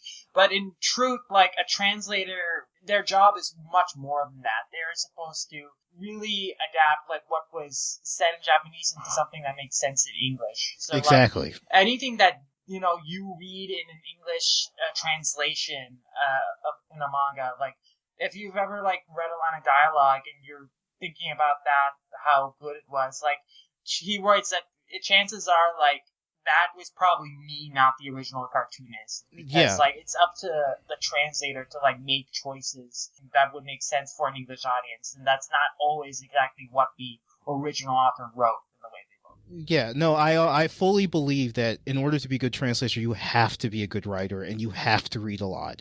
You can't just be somebody, oh, okay, I read a couple manga in Japanese, so I'm a master of the language. No, I watch a bunch of anime, I could do this. Yeah, I can say, Nani the fuck, and I'm good. No, it's really... I've got a pin that says that. Yeah. No, I mean, I've met people who think that because they read manga in Japanese that they can translate. And I was one of those people. So, when I started translating, I just figured, I know a couple of words. No. The more I started reading, not just manga, I'm talking about books, reading. You had to be a voracious reader. You have to be a writer in a sense, not that you have to write novels to be a translator. No, I don't mean it. But I mean, you have to have a kind of creative mindset for a translation to work. And so far, reading through Sleepy Princess, yeah, I see a couple of things where they change like the tone of some lines, and I agree with most of them because like they kind of make them funny. Because like a joke in Japanese, like a tone in Japanese is funny to the Japanese because of the way it's read, but in English it's kind of like maybe it feels a bit dry or a bit like it loses a lot of the humor if you just translate it word for word for what it is. So yeah. I find that, and this is just me speaking from, you know, personal experience, I find that a lot of English translations tend, especially for gag manga, they tend to be a lot more snarky than the Japanese ones. And I feel like that's just like culturally we have our sense of humor is very snide, you know. It's a lot less reliant on like Japanese humor is a lot more reliant on just like where our sense of humor is more of a thing where it's like, okay, it's the way a line was delivered and how snarky it sounds. Japanese humor is more based on just how audacious something is, which is why I find, you know, I've seen a lot of people like when I talk like unable to get into Gintama because it's just so over the top. But the one thing I do like about Sorachi's sense of humor is that he has kind of that snideness too, like where the characters will say, and it's sometimes I get tripped up translating when I used to translate Gintama. Well, when I translate Gintama, I sometimes get tripped up by lines because they just sound so very snide in comparison to other gag manga in Japanese, where it's just like things just are very straightforward. Sorachi has this very, you know, very snide way of having like characters say very kind of like under their breath, very, very like snide things about each other. And I find that interesting because I don't see that much. The other person, and I'm sure Sid will appreciate this, is Rumiko Takahashi's really good at that too. She's got this very, very understated sense of humor. Like, where a lot of other Japanese humor is just like something stupid happens or something weird happens and everybody reacts to it. Rumiko Takahashi's humor is more just, it's this stupid thing and everybody's just acting like it's normal that makes it funny. So, like, I've noticed that like in Rin, there's no Manzai, almost no Manzai whatsoever. And when there is Manzai, there's no yelling. It's just somebody kind of like popping somebody in the head like, yeah, that's dumb. I mean, Rinne is especially low-key, because Rinne and Sakura never get worked up about anything. They're like, oh, well, this bullshit's happening now. Yeah, and one thing I love about, and maybe it's just kind of endemic to Sunday as a whole, too, but, like, one of my favorite ramen jokes that I still remember to this day, and I haven't read the manga in forever, is, like, I don't know if I'm remembering this correctly, but I guess Ramen was supposed to fight some guy, and he got the challenge note from the guy. He was supposed to fight him, and then he was like, but can you give me a ride home afterward? And I just love how that just, like, this guy's, like, picking a fight with Ramen, but he's also like, I need a ride home. Once we're done, can you take me home? Isn't it not his, like, fight with Ryoga? Maybe. I don't know. I don't remember the situation or anything which kills me, but I just remember that joke because it's just so audacious. Just like, oh yeah, you know, we're gonna fight each other, but you're gonna also give me a ride home when you're done. Whether you win or lose, you're gonna be a ride home. So that's always something that I really liked about, like, and I won't say so much it's Sunday humor, but definitely Sleepy Princess kind of like captures that sense of humor too. Yeah, there is a bit more of the Manzai sense of things where the princess does something weird and the demons all yell at her, but there's also this kind of like, you know, it's just very kind of low key, like, okay, something weird's happening and they're just sort of, it gets later on in the series where they just get to the point where they're just kind of used to it. It's like, what's the princess doing now? I mean, like, the first one, they're like, the princess is out. And then, like, by chapter 50, you're like, what's she doing now? So. When they get used to her dying all the time, they're just like, they're more annoyed ultimately than anything. I love how, like, every other chapter, there's, like, that one guy who's like, how does she keep getting out of her cage? And, like, they never actually do anything about it. They just keep commenting on it. And by the later chapters, she's just kind of out.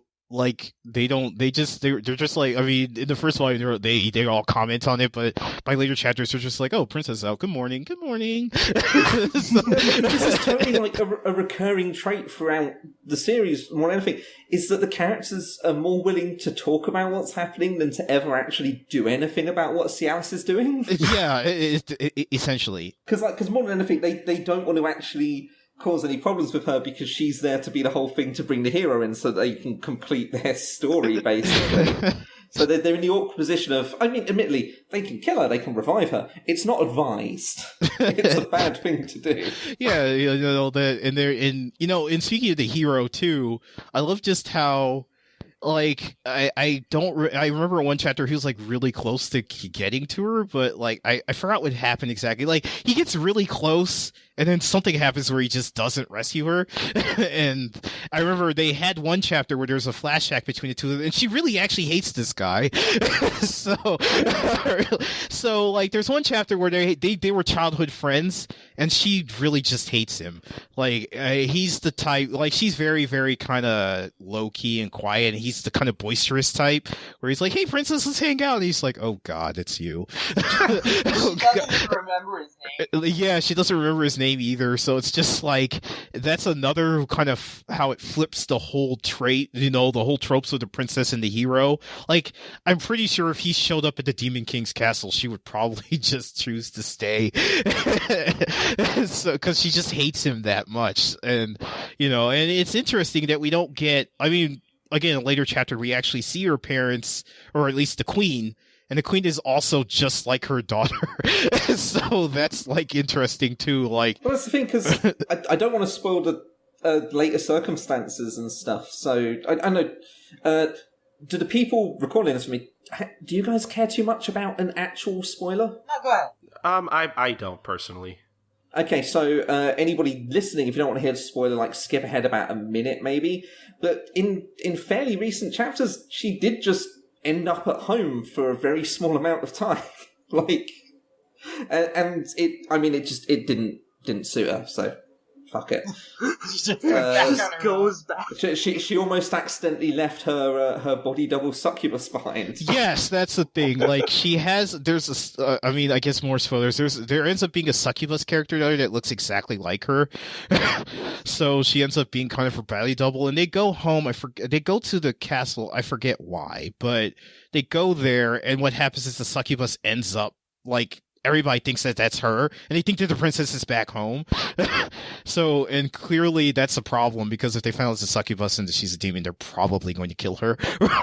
So, like, the princess ends up being noble for once and kind of stepping in, and they end up leaving again. It's like the whole thing, they end up, like, I don't remember if they know I think the queen knows it's the princess, but she doesn't actually do anything to keep her daughter at home. It's implied that the queen knows exactly what's happened by the end of it, and it's just kind of like, yeah, sure. My daughter seems like she's having fun, so she can hang out with the monsters a little longer. So yeah, that I remember that. I remember those chapters too. I covered those as well. Yeah. So yeah, it's interesting. Like, it does have like mini arcs like that once in a while, and then it goes back to being kind of just a comedy about the princess going to sleep. And yeah, I will admit what Colton was saying. It does typically end, with the princess going to sleep, with every chapter. So it's not a thing where it is like, oh, where you're being unnecessarily unfair to it. It's different. It does enough different every chapter that... Yeah, that's what I was saying, is that, like, there was a part of me that had a fear that, like, oh man, this is gonna be, like, really repetitive, isn't it? But every once in a while, there's at least, like, one Joker reaction that, like, that does give me a bit of a chuckle. Like overall, like, I didn't think it was, like, amazingly funny or anything, but, like, I thought it was, like, I at least thought it was very amusing and very cute, and, like, I still enjoy reading it for the most part, but, like, this is the kind of thing that I think I would rather read weekly, not something where I'm necessarily, like, compelled to read, like, 17 chapters in a row of, like, it's something that I think I would like more visiting every week. Like, oh, what's the princess up to this week? Oh, that she did a funny thing. Oh, she went back to sleep. I can't wait to see the next one, or whatever. So it's, to me, I kind of view it like this might be a weird comparison, but I kind of view it as like a comic strip, like a sort of Garfield or a Marmaduke kind of thing, where it's like, I'm not going to sit down and read a bunch of Garfield in one sitting, because I don't necessarily have that, craving. Right. Weird word, but whatever. But it's some... You do not long for Garfield. Yes, exactly. Like, it's... It's more Like, of a it's, thing. It's more of a thing. You kind of just like you have the newspaper in front of you, and you see a strip. You're like, okay, yeah, it's been a minute since I've seen Garfield. Let me see what Garfield's up to. Well, there you go. Maybe we should get Viz to get a Sunday start going, so we can have this in there every week. We need a digital Shonen Sunday where we could read new chapters and see differences. Let me throw out an idea to you all here, because I keep thinking about this, and it won't happen, but I really like the idea. Shonen Sunday 60 next year. Yeah. Wow. Wouldn't it be great if Viz went, okay, we'll do a little one. Just put like 5 series in there, give it a go. Wouldn't that be a nice way of celebrating? That would be great. I don't know. I'm saying this in a way like I imagine someone from Viz is listening, and they're not. But what if they were? And maybe, you never know. Yeah, yeah, I would. I think it wouldn't hurt them to kind of like, do it like a jumpstart. Instead just do like a magazine where they take a couple of them and maybe, do it maybe a couple of months, just run to stuff, or even like waters with a few new series, or even just do like paid single chapters like Kodansha does. Well, they tried single chapters for a while with is it said Renee? I've never said that. Renee. That was the first series that they were ever like simul published. Like, and it totally didn't work because they forgot to advertise they were doing it. I didn't even know they did until after. That's kind of an important. They did it for 2 years before they stopped, but they just did not advertise it well enough. Were those paid chapters though? I thought they were. No, they were free chapters. Yeah, they were free chapters. Okay. The Viz that they are now is so much better actually promoting what they do than anything that came before. Yeah. The thing that always sits with me, and they're getting better at making decisions. They're not just licensing series that people don't want to read. Like, I like Kurohime. It ran in Monthly Shonen Jump. Sure, why not? They didn't finish that. They didn't finish Strawberry 100%. They didn't finish Reborn because they didn't think about how those things would actually sit with audiences who'd have to like make their way through awkward early volumes and stuff. They licensed Mal Juvenile Remix and Hide and Closer, which look really cool. They didn't live very long. Yeah. They made some really weird decisions about what Sunday series to give a go. Yeah. And clearly that's made them nervous because, like, we live in 2018 and they've not licensed Birdmen, which feels like printing money when it's so by one of their, like, better loved Sunday authors. They didn't pick up Birdman. They didn't pick up Silver Spoon. Yen Press got it. Yeah, Yen Press has to step in. For one of the biggest, like, American, like, mangaka. And they have a license to Full Metal, so why wouldn't they pick up another manga by Hiromu Arakawa? Does anybody know what happened with Full Metal, though? Because the thing is, Viz owned the license to the physical, but the digital comes out from Yen Press. Yeah, I thought that was kind of weird, too. And so I have to wonder if the reason they passed it up is because that sounds like a massive pain in the ass to deal with. Well, I think with that, it's because Yen Press now has a stronger relationship with Square Enix. Yeah, that's what I thought. Which is why they have, like, the digital rights. And, but Silver Spoon is a Shigakakon title, so they shouldn't have had that problem. But I just think of it like they looked at it as an image thing, because, like, yeah, you could say, oh, look, Full Metal Alchemist author did this, and then what most people who are initiated are going to think is another Full Metal Alchemist. Yeah. Then instead they get a series about farming, and maybe I could imagine Viz is kind of like, because the big draw would be, hey, this is what Full Metal Alchemist's author is doing now, so. I could imagine them being like, we don't really, would anybody want to read this? They're wrong, dead wrong. People want to read Silver Spoon, but I could see them, just like Maxie said, their weird licenses for Sunday probably bit them in a bit, because it's like they used to license a lot, but the things they would license weren't the very popular Sunday series. I think the perspective now that this has that when they're licensing something, they're going at the outset of they want to do it till the end. And I think with a lot of Sunday series, there's this uncertainty because a lot of these series don't have animes and you're just relying on pure manga awareness. Exactly. You don't know how long they'll run. Yeah, that too. Although I will say this, I think there's a very easy prediction we can make for like next year when Magi finishes being published. Magi? I've done this on multiple episodes of not being able to remember how that's said. But I would put absolute money down if Ariadne and the Blue Sky is still running by the time they finish publishing Magi. There's no way that won't be something they like go with, because Claymore did gangbusters for them. They did a £100 box set of the whole goddamn comic. Yeah, they did. Like that that worked for them. I can't see them not going and saying, hey, the Shonen Sunday line, we're trying to keep it going with more titles. Why don't we license the thing by the author who sells for us? I could see that. I could see it too. I could also see, while we're on the subject of Sunday, maybe after a little bit of time, Evans, maybe?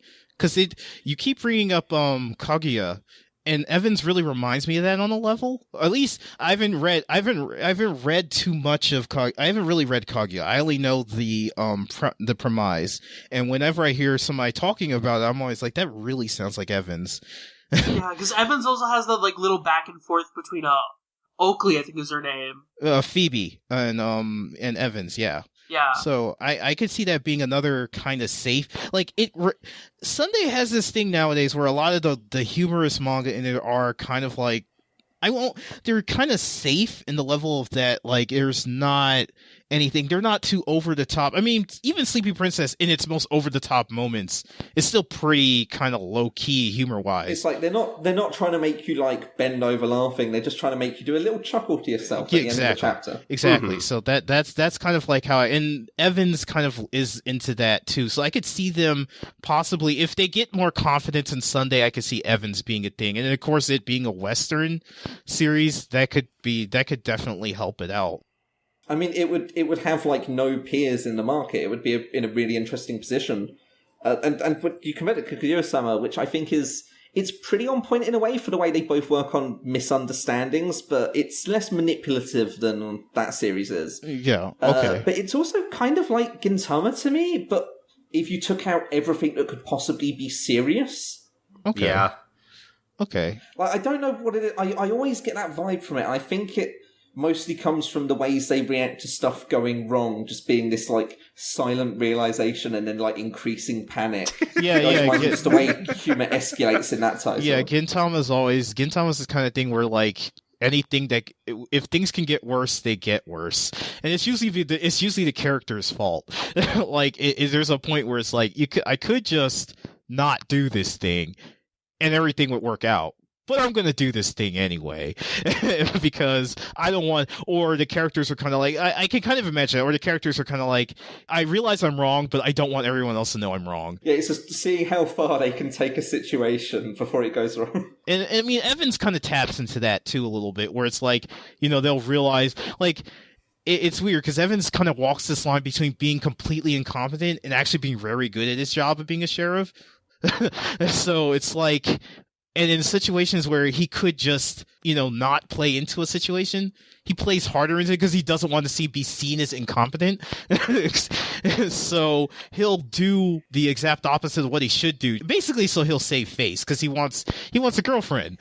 So he'll do anything he could possibly do to save face, rather than what he should do, and it comes off as seeming very incompetent. Again, it's kind of like how the princess in this she seems like an idiot, but she's actually kind of really clever. It's just her priorities are so skewed that her decisions to get more sleep make her seem like she's not very smart. But in later chapters, she's actually very, very smart. It's just instead of using her intelligence to do things that would be, to do things that would be for the betterment of her situation, she does it to get more sleep.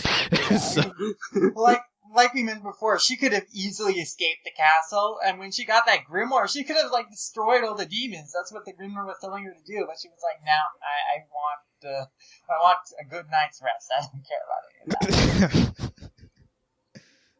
Oh god, yeah, I think that's definitely a thing. She's that kind of runs across a lot of Sunday series. Actually, as the main character being smart but stupid, because it's she clearly knows how to do a lot, but she decides to use that energy going, poisonous mushroom, looks comfortable, take a nap. Yeah, no, exactly. Most of the comedy series kind of aside from Comey, most of the comedy series are basically just the main character they're actually very intelligent, but they just have their priorities in the wrong place. That's essentially what a lot of Sunday comedies are. And in fact, thinking about that, yeah, I meant to say that, but Sunday actually brands itself the Heroine magazine. Yeah, no, that's totally worth mentioning. They've licensed the series with the girls in the title, and she's the main character, and very much her own heroine when she can be asked, and that totally fits with Because is it the editor-in-chief who decided this was the direction of the magazine? Yeah, I don't remember his name. I think Ichihara, but I'm sure I'm wrong. But yeah, I think you said that before, yeah. He like, Ichihara showed up in 2015, 2016, and he basically revolutionized the magazine. Like, what Sunday is now is basically attributed to him. Like, going digital, I'm sure going digital was one thing that he did. He was like, we want to cultivate more new talent. And when I'm reading, I don't put it on the blog much, but, and I feel bad about that, but I'm like, I have so many things I want to talk about, but and I'm sure nobody really, not that nobody cares, but it wouldn't really be helpful. But yeah, they have it all the time in Sunday where they have contests for new authors. And, you know, how they'll have editors look at your work and, you know, have cash prizes, and they advertise them like all of the time.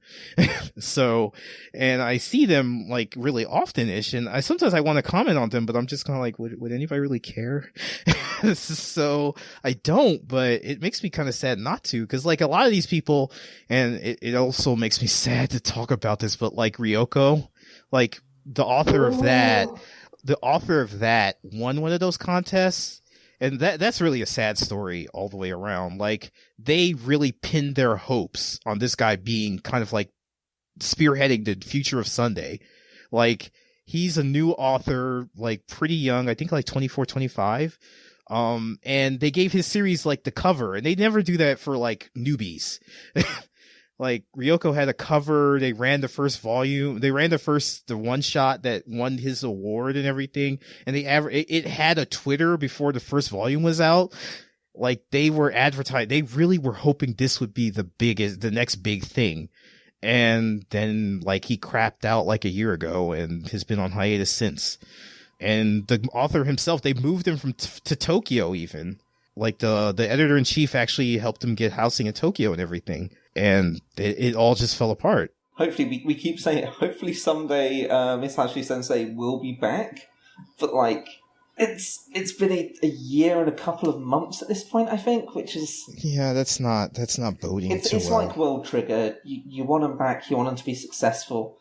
But also, maybe things are so bad that they won't be back, and we just have to kind of accept that. I mean, yeah, I have a feeling, I guess they're planning on it being back because on the table of contents, Ryoko's always there.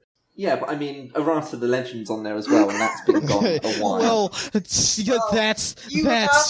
She said that she might resume it this year. Might, though. It was That's the most keyword. half-hearted statement. I loved it. It was literally just like, I'm thinking about maybe doing some more of it.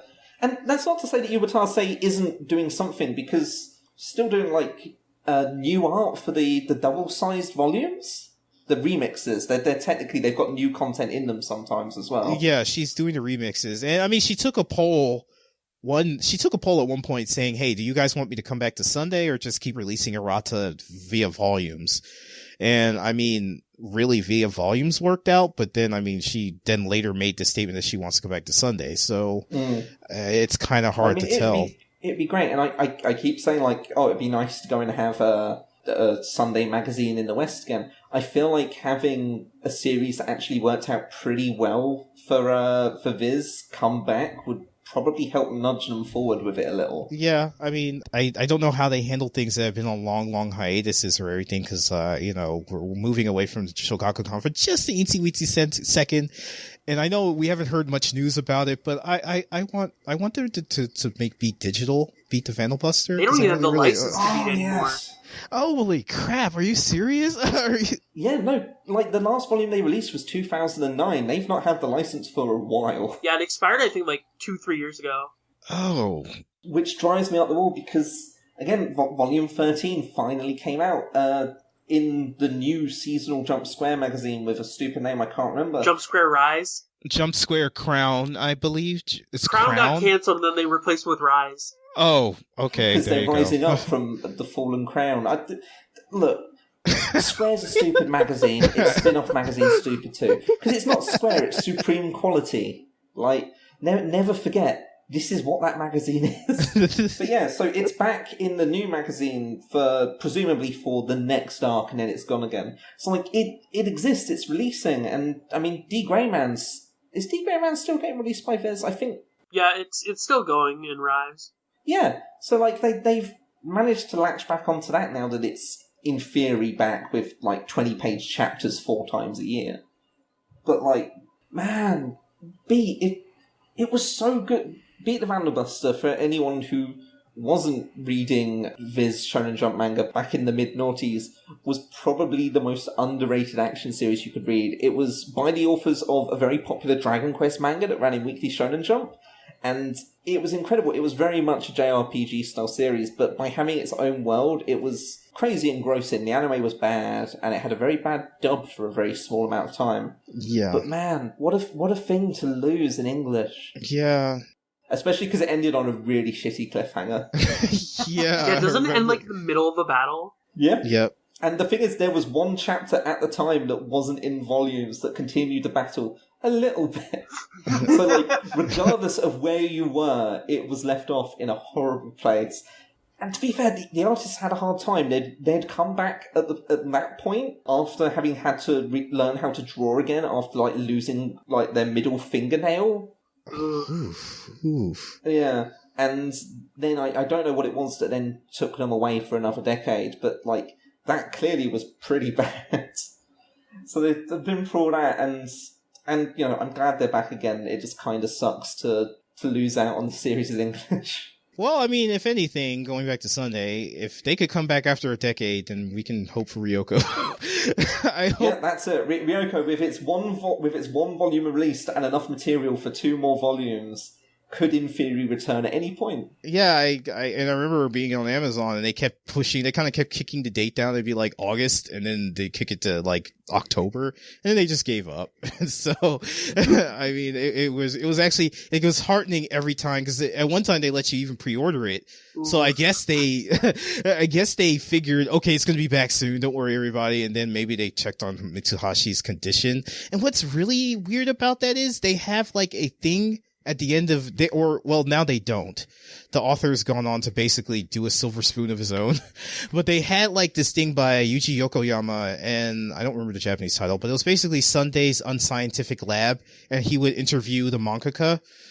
And Mitsuhashi was there, and like maybe a couple months before it went on hiatus, and you know, he didn't seem to be, and he even participated in not Rumiko Takahashi's, but I believe not Fujita's. They basically had a series where like where they celebrated like the veteran artists getting to a certain sales number. Like Takahashi had one, Aoyama had one, and I believe that Mitsuhashi participated in Takahashi's. But then by the time Aoyama's rolled around, that's when he was on hiatus. So yeah, but it sucks because I love Ryoko. It's like the best parts of like Kill la Kill and Toriko. The worst thing you've ever done to me, Bomber, was get me really intensely into that series while it was on hiatus. I'm so sorry. Like, you think I wasn't like, I fell in love with the series when I saw the cover and like read the first chapter. I was like, I love everything about this series. Strong female protagonist, really great food, fighting giant food with the sword. And the artwork was really, I mean, it was really sketchy and kind of hard to look at first, but Mitsuhashi, I don't know, maybe he overclocked himself. Cause like, I've never seen an artist like in 10 chapters, like his art was twice as good as it was when he first started. And by the time he got around to like where he went to hiatus, the series was at a point where the artwork was actually really amazing. So there is a really depressing possibility with Ryoko that I've only thought of like just now, because there's a tendency, if you move a creator to the big city, sometimes they care more about the fun of the big city than actually doing their work. So imagine a world where they're not actually ill and just really like Tokyo. There you go. I've just generated my own really spiteful version of the Togashi rumor. Don't do this, kids. Don't make up lies. Togashi rumors that only exist because people can't look at the table of contents from like a decade ago and see that he was legitimately sick. Yeah. Just always in pain. But guys, memes. Memes. I mean, and even now that the guy is like in the table of contents saying, yeah, I'm in pain. I'm in constant pain. Yeah, that Dragon Quest, you know. But we saw a picture of him at an editor's party. Clearly that means he's okay. Yeah, no, like guys, he hates his fans. He doesn't even like Hunter x Hunter.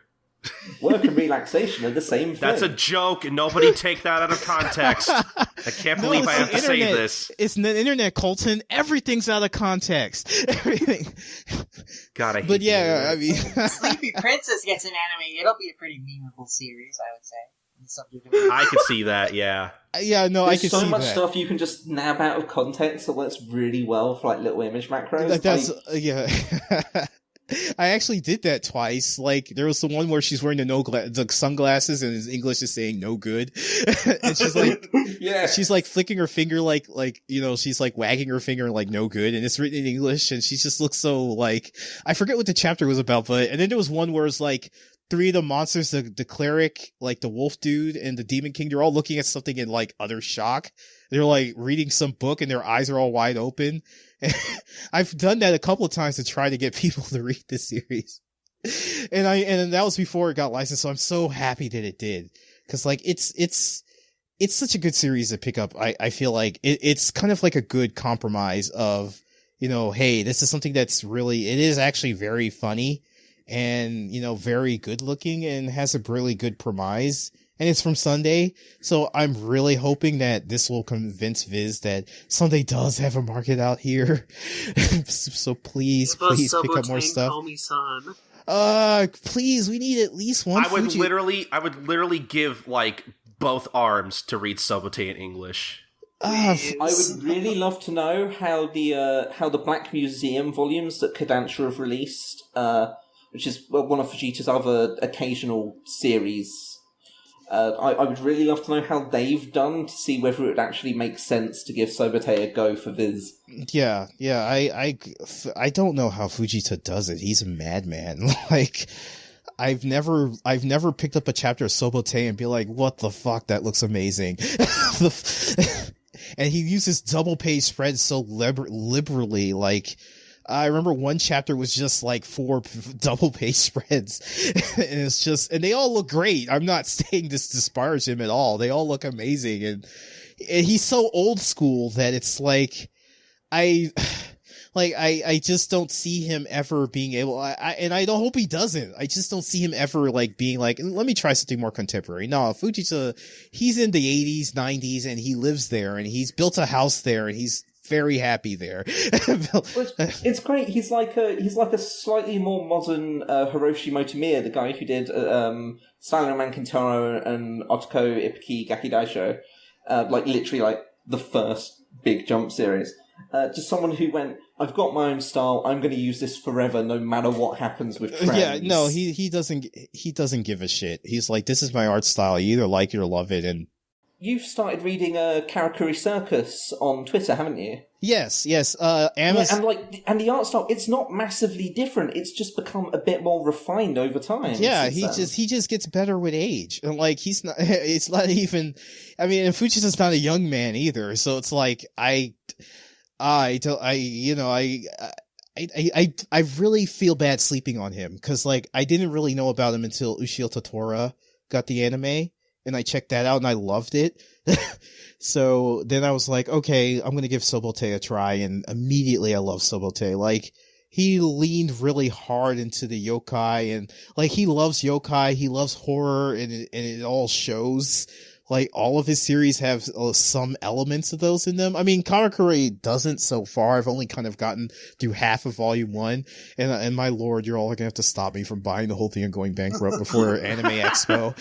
Because Save some money for that. Yes.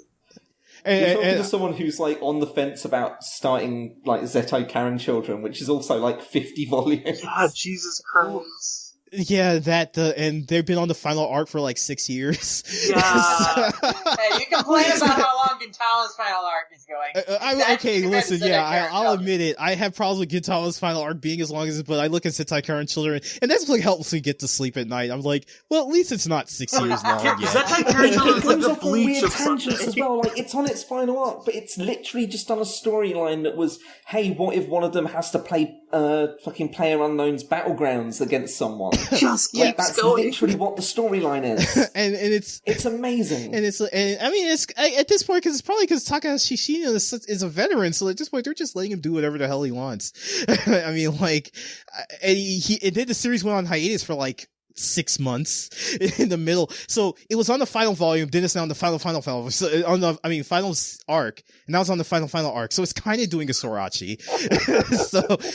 so yeah, and I have to apologize to Colton because now it's gone from, so we might as well call it Sleepy Princess and the Chronicles of Sunday. This is the state of Shonen Sunday Part 2. This is our follow-up to last year's episode. Just like, literally release the episode and just call it like Bomber and Max take over the podcast. Yeah, this is a pilot for your podcast on Shogakukan or Sunday that you and Bomber where Sid V Lord and Colton are the princesses and we're the demon lords. Yeah, sure. What is this our plan? We've tricked you. We've gone, oh yeah, no, we'll talk to you about Sleepy Princess, and now we want to sell you on every other Sunday series. Maxie, you stole our podcast again. Hey, if I can wear an outfit as cute as Cialis', then that is okay with me. I'm okay being the princess. It is. And I can imagine next time you guys decide to have us on, well, we should think twice about that. Because it's let's just see. another... Do we have 4 or 5 hours? I don't think I have anything to do today. And we knew what we were expecting. Considering last week we went 4 hours on Assassination Classroom. I'm literally walking in you guys, like, when you guys were recording, I'm just like, what the heck are you doing still up, Sid? Yeah, no. And we can't humanly go that far with it. But the thing is, right, is Sunday's really interesting. Like, 95% of the series that run in it are incredibly good, and the other one is UR008, and I hate it. Oh my god. That's by the Kenichi guy, right? Yeah, it's by the Shun Matsueno. I've never been more confused by a creator, because, like, the core ideas sound, their art is incredibly polished, but they don't seem to know how to make a comic book, like a thing that goes from one image to the other.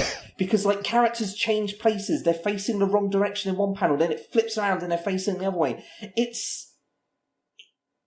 For a creator to be so hugely successful, but to not know how to go from one panel to another, it's both amazing and the most frustrating thing I've ever experienced. Also because it's doing quite well.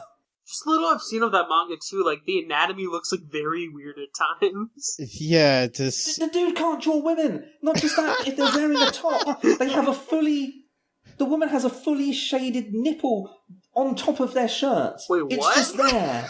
Yeah, it's amazing. Listen, I'm not someone who gets really, skeevy about things or offended about things. I'm pretty open about stuff. I don't cover 008 because I'm uncomfortable. It makes me uncomfortable to look at it. So sometimes, like when it gets a color page, I'm like, because when I do the blog, if something gets a color page or something is ending, I try to cover it. But so I always dread it when 008 gets a color page because I'm like, I hate my own rules because I'm like, I could avoid it, but then if something else gets a cover page that I don't read and I cover that, then it's like, well, now he's being particular. And the whole point about the blog is not to be particular. So but the series makes me uncomfortable. You have to hope that the chapter features the rabbit guy a lot, because at least with that you can look and go and say that guy's really interesting. Yeah, I love the rabbit dude. So basically the rabbit guy, he's just like he's decked out in the suit, but he has a huge bunny head. And he talks like this. He has a very musical way of talking, and it's great. I love him. Matsueno's great at making these over the top characters, which is probably what made Kenichi so much fun when he wasn't, TNA. And I loved Kenichi's over the top characters and everything. And he does it again with 008, but it's just everything else. It makes me so comfortable to read it. And the thing is, I'm not even outraged by the things because, one of my favourite comics I read every fortnight is literally called Adultery Restaurant, and it's about a businessman eating nice food and having sex with a married woman. I'm the very definition of not a prude, but the thing that bothers me about all the fan service is that it's not very good, but people really like it, and I feel like it's the most I can say that there's a lot of stuff with Japanese comic trends I don't understand. There's nothing I understand less than how much people like this particular person's fan service. Yeah, I think that's a subject we need to explore at a later time. Yeah, I'm sorry, I had to make the aside there just to dunk on it while we were here. But seriously, like, Sunday is really interesting. I think that's why we keep getting sidetracked talking about Sleepy Princess. It's like, I feel like it's the gateway to something greater. Not that Sleepy Princess isn't, like, one of the best Sunday series out right now, and it's great it's coming out from Viz. But it feels like if enough people understand that that's good, that, like, latch onto that series, there's so much more that can follow it that could really, I think, open people's eyes to the good word of Sunday. Yeah, because I mean, I love Detective Conan, but I hate that that's all people know from it.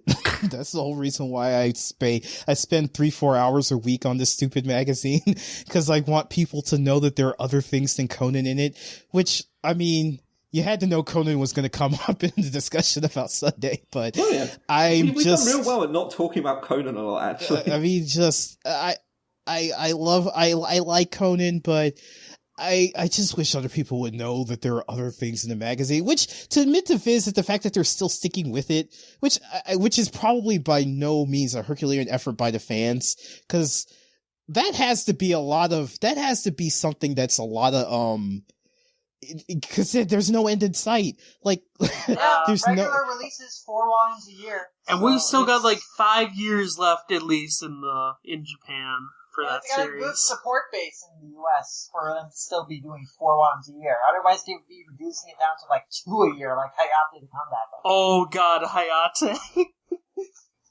It gets the same amount of volumes a year that something Golden Kamuy gets, right? Like, that's a sign of faith in it. Regularly released series, a new volume every 3 months or so. So, that's a regular release thing. And like they clearly believe in sticking with Sunday titles. Like, for better or worse, they published all of Itsuwarabito. I don't know how long it took them. They did the whole damn thing. I don't think anyone was really reading Itsuwarabito in the first place. I cannot name a single person who has read that comic, but they really went with it. And I mean, I want to grab it someday, like, because it looks me too, really actually. neat. And like, the only Sunday series I think I can say I've really read from beginning to end in English is Ma, which I love, but I'm aware I'm in the minority. Yeah, Mar was weird, but I won't go into that, because I could talk about Nobuyuki Anzai and how weird his whole situation was I could take up a whole podcast about that, because back when I was waiting for Weki Plus to come back, I was reading about all of the Sunday artists, because I was just like, I wanted Fukuchi back bad, so I just took anybody else I could get in the meantime. So I read about him and his whole situation. I could give you a whole podcast on his whole situation. That should be in the works. Flame of Rekka retrospective. Yeah, Nobuyuki Anzai podcast. We can talk about both Flame of Rekka and Mir. I mean, listeners at home, if you want there to be an episode purely about, like, Rekka and Ma and anything in between, like, just really dig into Anzai's history, please let Sid and Colton know, because God knows I'd love an excuse to talk about just Ma and Rekka, which are, like, really good. Yeah, they're amazing manga. Yeah, if you have any recommendations for Shonen Sunday series for us to read that you want to see us cover on the show, heck, in general, if you just want us to keep doing more follow-up podcasts on the state of Shonen Sunday, definitely let us know and just shout us out and tell us what you want to see, because we're always interested in talking about more Shonen Sunday stuff. And yeah, and so we don't end up taking a show about a series and talking about the rest of the magazine instead. So, I mean, because, like, I do actually feel serious. I actually do feel terrible that we probably spent maybe a half hour talking about Sleepy Princess. And it's not that we're not talking about it, just like Maxie said, it's not that we're not talking about it because it's not a very good manga. It's one of the best in Sunday now. There's too much to talk about. Exactly. Right? To talk directly to the listeners for a second, because I have to do this as well. If you want to make the Manga Mavericks cover a Sunday manga, everyone, please contact them and ask them to cover Hide Closer, because it's really hard to get a hold of that series, and they will suffer to try and do it. Well, hey, we know Please, Annalisa. hurt my Annalisa friends. lettered the series. Maybe she can hook us up. She'll give us the secret hookup. Yeah. She just got like a back of a van filled with Hide Closer.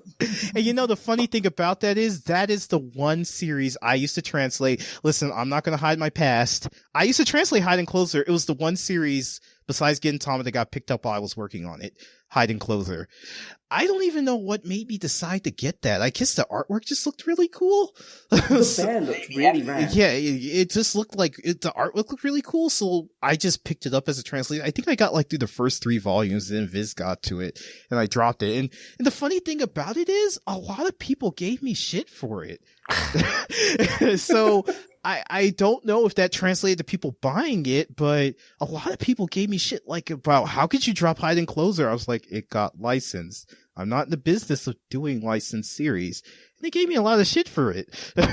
So I mean, oh man, like if we're talking past Sunday credentials, like I really like what you did with something that actually got licensed and people cared about, because I did like the first few chapters of a gag series called Yao Yoro that was about technology and just any everyday household items anthropomorphized as small cute girls.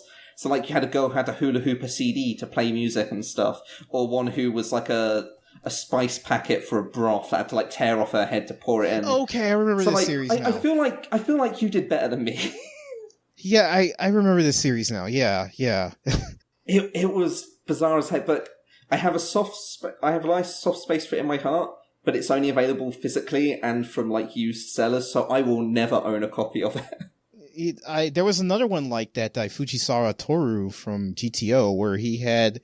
Really? It was something where it was like drinks and food as women. Oh, it ran yeah, in I Sunday. remember that. It ran in Sunday for a while. Oji-sama, Kami-sama, something like Yeah. that. Something like that. Yeah, I remember that. I mean, that was way before my time reading Sunday, and so I only caught glimpses of it here or there.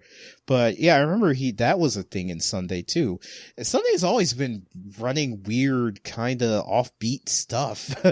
So, and I don't know if that's been helpful to them or harmful, but it's always been like, they've always been this weird magazine. Like you could go to Jump and you know you're going to get action series. You go to Magazine, you're going to get sports and rom-coms. You go to Sunday, it's like, I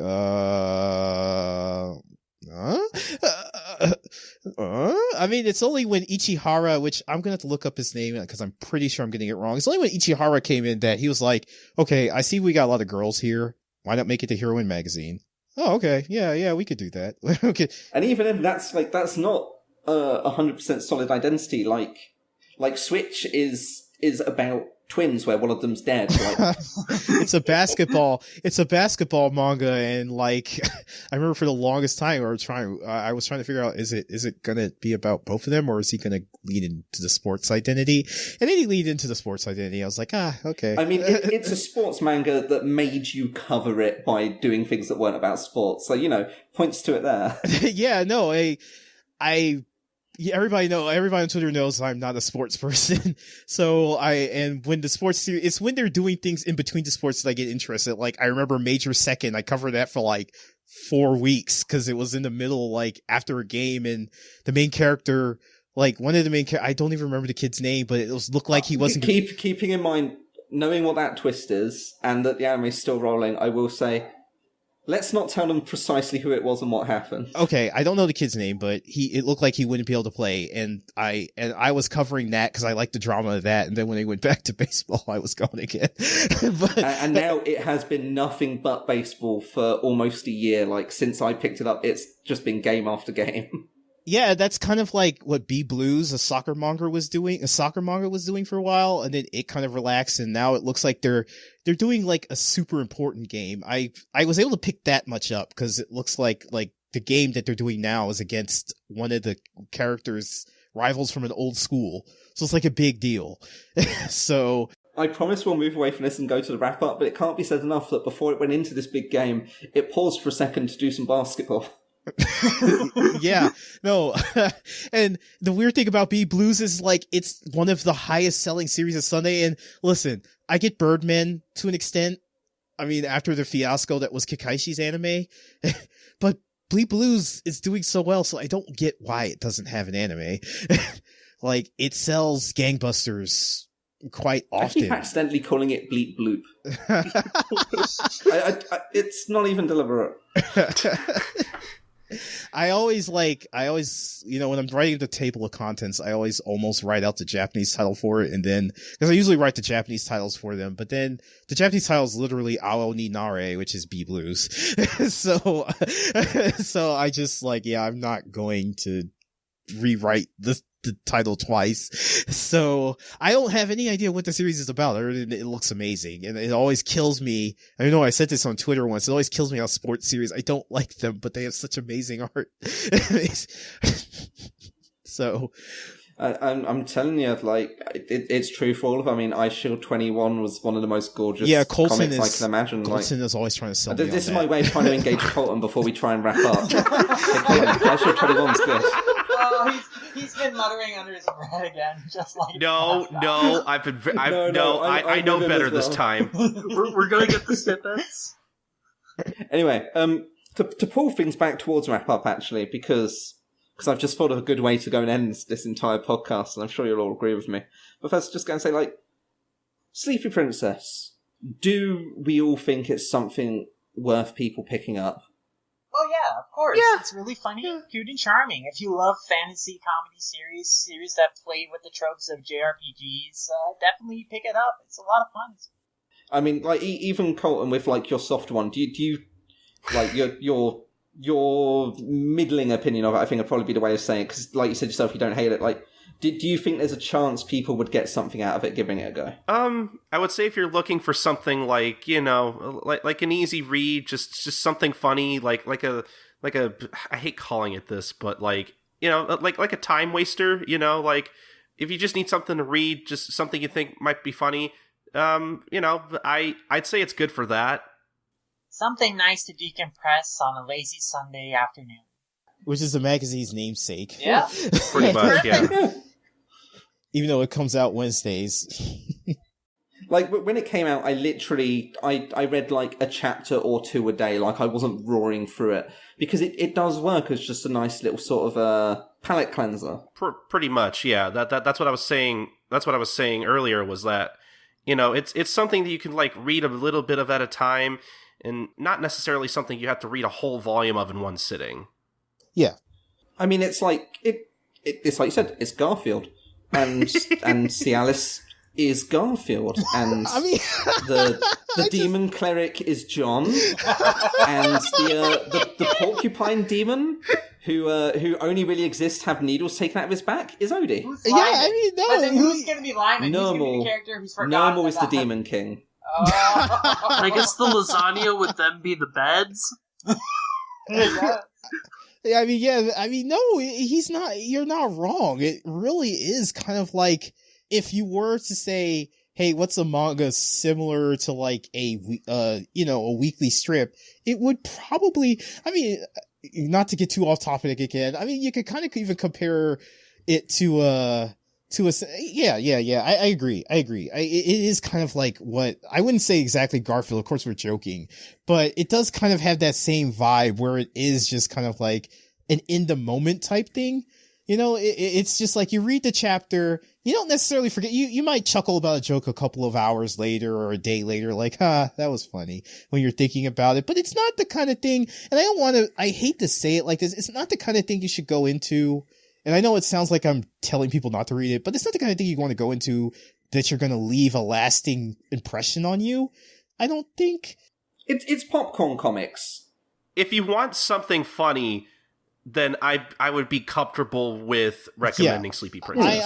I think it's, for my opinion, I definitely think it's worth picking up. And not because I'm just a biased Shonen Sunday shiller, but I think it genuinely, the first volume, I guess, flipping through it, I could kind of understand Colton's point of view, because it's not, unfortunately, it's not really representative of what the series is as a whole. I don't think. Like, I mean, and rarely first volumes rarely are really. The action series are a little bit better at selling you in the first volume because usually, by the end of the first chapter, you know whether you're gonna like this or not.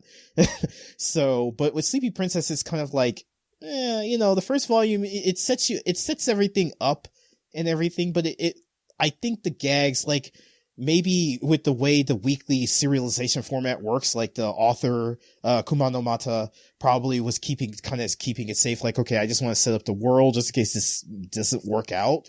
Cause even, Aoyama Gosho was like, oh, well, I didn't expect Conan to last more than a year. And, a kind of funny anecdote about that was like, he was actually going to end it around the time the first movie came out. But, he went to Vegas and just went, and went crazy just with his buddies in Vegas, just like, Conan's gonna end. I'm done. I can't think of any more ideas. Let's go get twisted. And he and his buddies just go to Vegas, and then he gets a call from Shogakukan. Yeah, we're making Conan a movie. And he's like, oh. And 20 years later. That's exactly it. 20 years later, he's still at it. So, I mean, I kind of look at Sleepy Princess Volume 1, and I can imagine Kumano Momota saying like, I'm just gonna kind of throw ideas out there and, see what happens. And then as the series kind of gets a foothold, then it starts getting more adventurous. And I think then, it's definitely a series, I hate saying the 3-episode or 3-volume or 3-chapter rule, but I would say definitely stick into it, like, give it the first 2 volumes or so before you give it Okay. Especially since there are so many chapters per volume. So you're getting a lot of bang for your buck. And and since they're so short, it doesn't feel like there's a lot of, like, investment. Like, if you want, it's very quick. Like, it's not there to really wear on your patience or whatever. I mean, you said that you wouldn't sit through a full volume, but you could. And it goes it goes very quickly. It's not a thing where it's like, another chapter. Let me slip through this one too. Like, no, it's a very, very quick read. Again, not something I would go into expecting like a lasting comedic thing. Like, okay, years later, I'm going to be still laughing at how the princess ate those apple dudes. I wouldn't look at it like that. But for something that's just like, okay, I can revisit this and it's still pretty funny. The sense of humor that it has, and I feel like Sunday series have, is the jokes don't really get dated. I feel like you could go back and read this series years later and it'd still be pretty funny.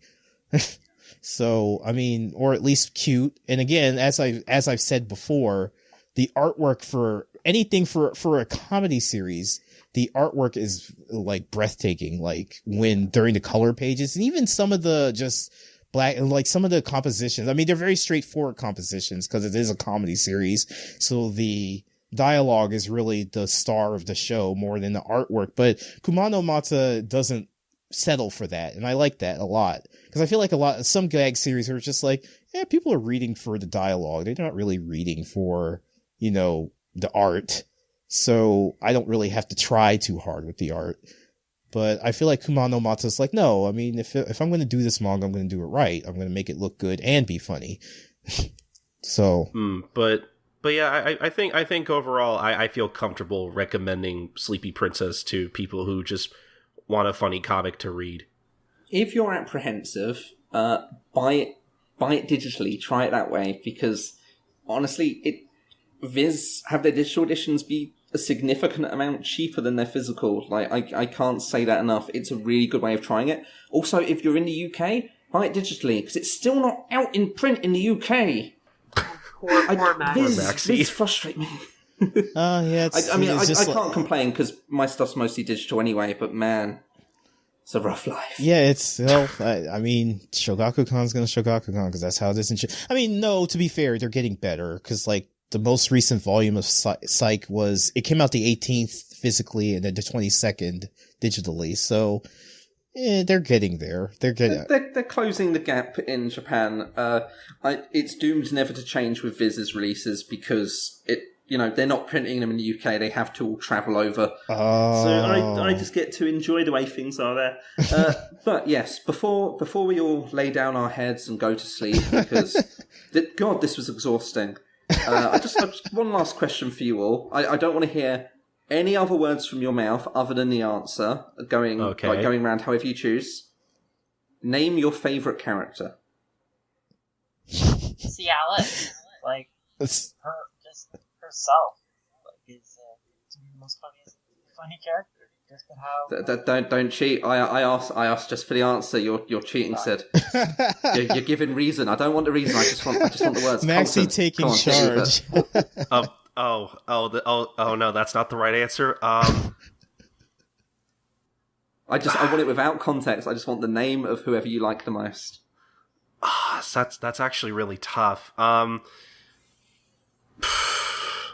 Great Red Siberian. V-Lord. I don't know, I guess Cialis? Okay, that's 2 for Cialis, 1 for Great Siberian. Bomber. I will have to go with I'm going to cheat. I'm sorry, but I like both the Demon Cleric and Cialis. Yeah, those are my two. If I had to be forced to choose one, if I had to be forced to choose one, though, Demon Cleric, just because of stuff that happens later. You don't really get to see him shine in Volume 1. Okay, Maxy, what's your answer? Demon Cleric, which means technically, because Bomber cheated and snuck in too, Cialis does win. But now we've all learnt something about each other, and without the context, we can all make silent judgments about what this means. Colton's a furry. Hey, look, you caught me, Sid. At this point, if you haven't been asked if you're a furry by someone on Twitter, like, you're not living life, because that seems to be all that happens to me most days. First you make Colton the gerbil mascot, now you're outing as a furry. God's sake. I mean... I don't like this narrative that the Manga Mavericks podcast is trying to propagate. I have to throw this out here. There's nothing wrong with being a furry. This is not to downplay. Furries are rad. Some of the coolest people I interact with are furries. But it's fun to propagate rumours about your friends to make their lives more difficult. That's not true. What am I saying? No, it's okay because they're your friends. Your friends can do that to other friends. You can't do that to strangers. That's just not cool. Yeah, no. If there's one thing Sleepy Princess has taught me, it's that you should absolutely abuse the limits of your friendships. Yes.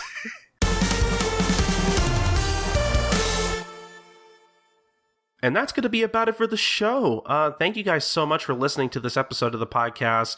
No matter how discombobulated it could be at times, again, I still had fun with this discussion. It was a lot of fun just kind of listening to both Bomber and Maxy just kind of go on about Shonen Sunday as somebody who is not super familiar with the magazine and a lot of its titles. Hopefully I could fix that one day. So yeah, I guess I should just start plugging their stuff. Yeah, so very, very special thanks to both Maxy and Bomber for coming on the show. And I guess first you can follow Maxy Bernard on Twitter at MaxyTheBee. Maxy is not only a very good friend of the show, but he is also the host of Friendship Effort Victory, a sort of Shonen Jump podcast that is sort of on and off. It's both a podcast and a blog, so you can visit his website at friendshipeffortvictory.com. .wordpress.com, I believe. So yeah, please go listen to Maxy's podcast and go check out his website. It's primarily Shonen Jump stuff, but I know every once in a while he just likes to review, comics and manga that he likes. So it's not all Shonen Jump stuff all the time. And then I guess you should follow Bomber as well, seeing as how he is kind of the Sunday guy, even though he said the opposite of such on the show. But, he is a big fan of Shonen Sunday and most of the lineup, or most of its series, I guess I should say. And you could tell because he has his own blog dedicated to talking about every issue of Shonen Sunday every week. And yeah, you should really go visit that at wsstalkback.blogspot.com. So, if you're looking for some Shonen Sunday coverage, I'm going to assume there's not really a lot of it online, but again, Bomber has you covered. So please go visit his blog if you want to see somebody talk about Shonen Sunday and you want to hear about some series that aren't just Detective Conan or Silver Spoon. So yeah, please go follow his blog. And again, follow him on Twitter as well. And then I guess you could follow Sid and VLord as well on Twitter. You could follow VLord at VLordGTZ. I know he's a huge fan of Detective Conan and JoJo and whatnot. And, go say hi to him on Twitter. He doesn't have a whole ton of stuff except Drowning in Manga that I totally almost didn't forget. I'm so used to VLord not having too many other things to plug. But yeah, we haven't really talked about it on the show much, but he does do a manga podcast for All Comic as well called Drowning in Manga, which you can find at all-comic.com. And you can also follow them on Twitter as well, at Drowning in Manga. So yeah, I believe they tried to record and release an episode every week, every 2 weeks. I forget off the top of my head, but definitely go subscribe to their podcast. I'm sure it's up on Apple Podcasts and iTunes and whatnot. And go listen to him and Allison talk about actually some other Sunday titles as well. I forget off the top of my head what they cover. I think they cover the Conan spinoff with Amuro, and I think they talk about Evans at some point, and I feel really bad. I don't listen to the show as much as I should, so I'm not super familiar with what all they cover. But I know they primarily cover like Shonen Sunday and Weekly Shonen Magazine type manga, just stuff that people don't really talk about as much, which I think is very much appreciated by a lot of people. And anyway, yeah, go follow Sid as well at Lumramayasha on Twitter. I know he has a profile on AniList. You can also find him on the Animation Revelation forums and wherever there's a Lumramayasha. I know he has he has hats on a lot of racks. That's a weird metaphor, but whatever. And I guess as for me, you could follow me. That's Colton. I was a part of the episode too. At SniperKing323 on Twitter. I have a whole lot of manga threads that you can follow. I talk about things such as Toriko and Bakuman, hopefully soon. And all that other stuff. I have a pinned tweet with all my threads and whatnot. You can just go from there. And, I do other podcasts such as Life Lessons, the Gintama Manga Cast, and One Podcast Prevails.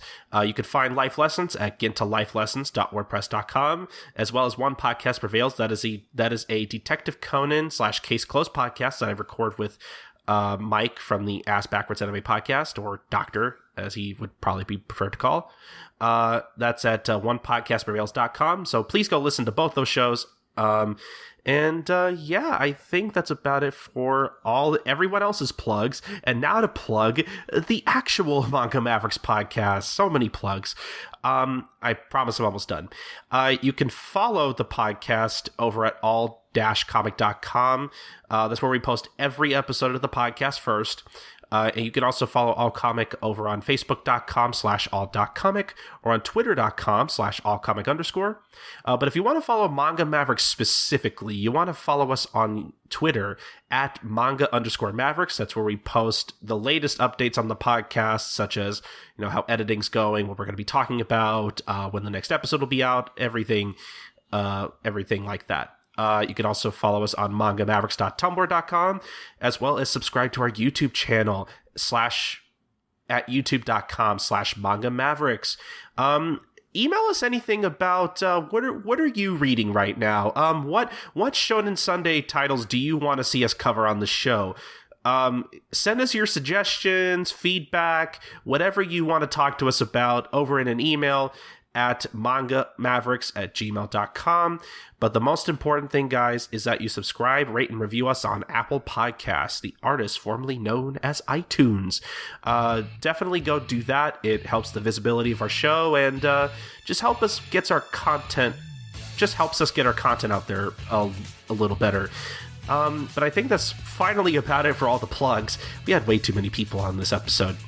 We hope you guys enjoyed this episode, and I don't even know what we're doing next episode. Maybe we'll talk about AX stuff. I'm not really sure at the moment. This has been episode 53 of the podcast, and we will see you guys next time for episode 54. Bye, guys.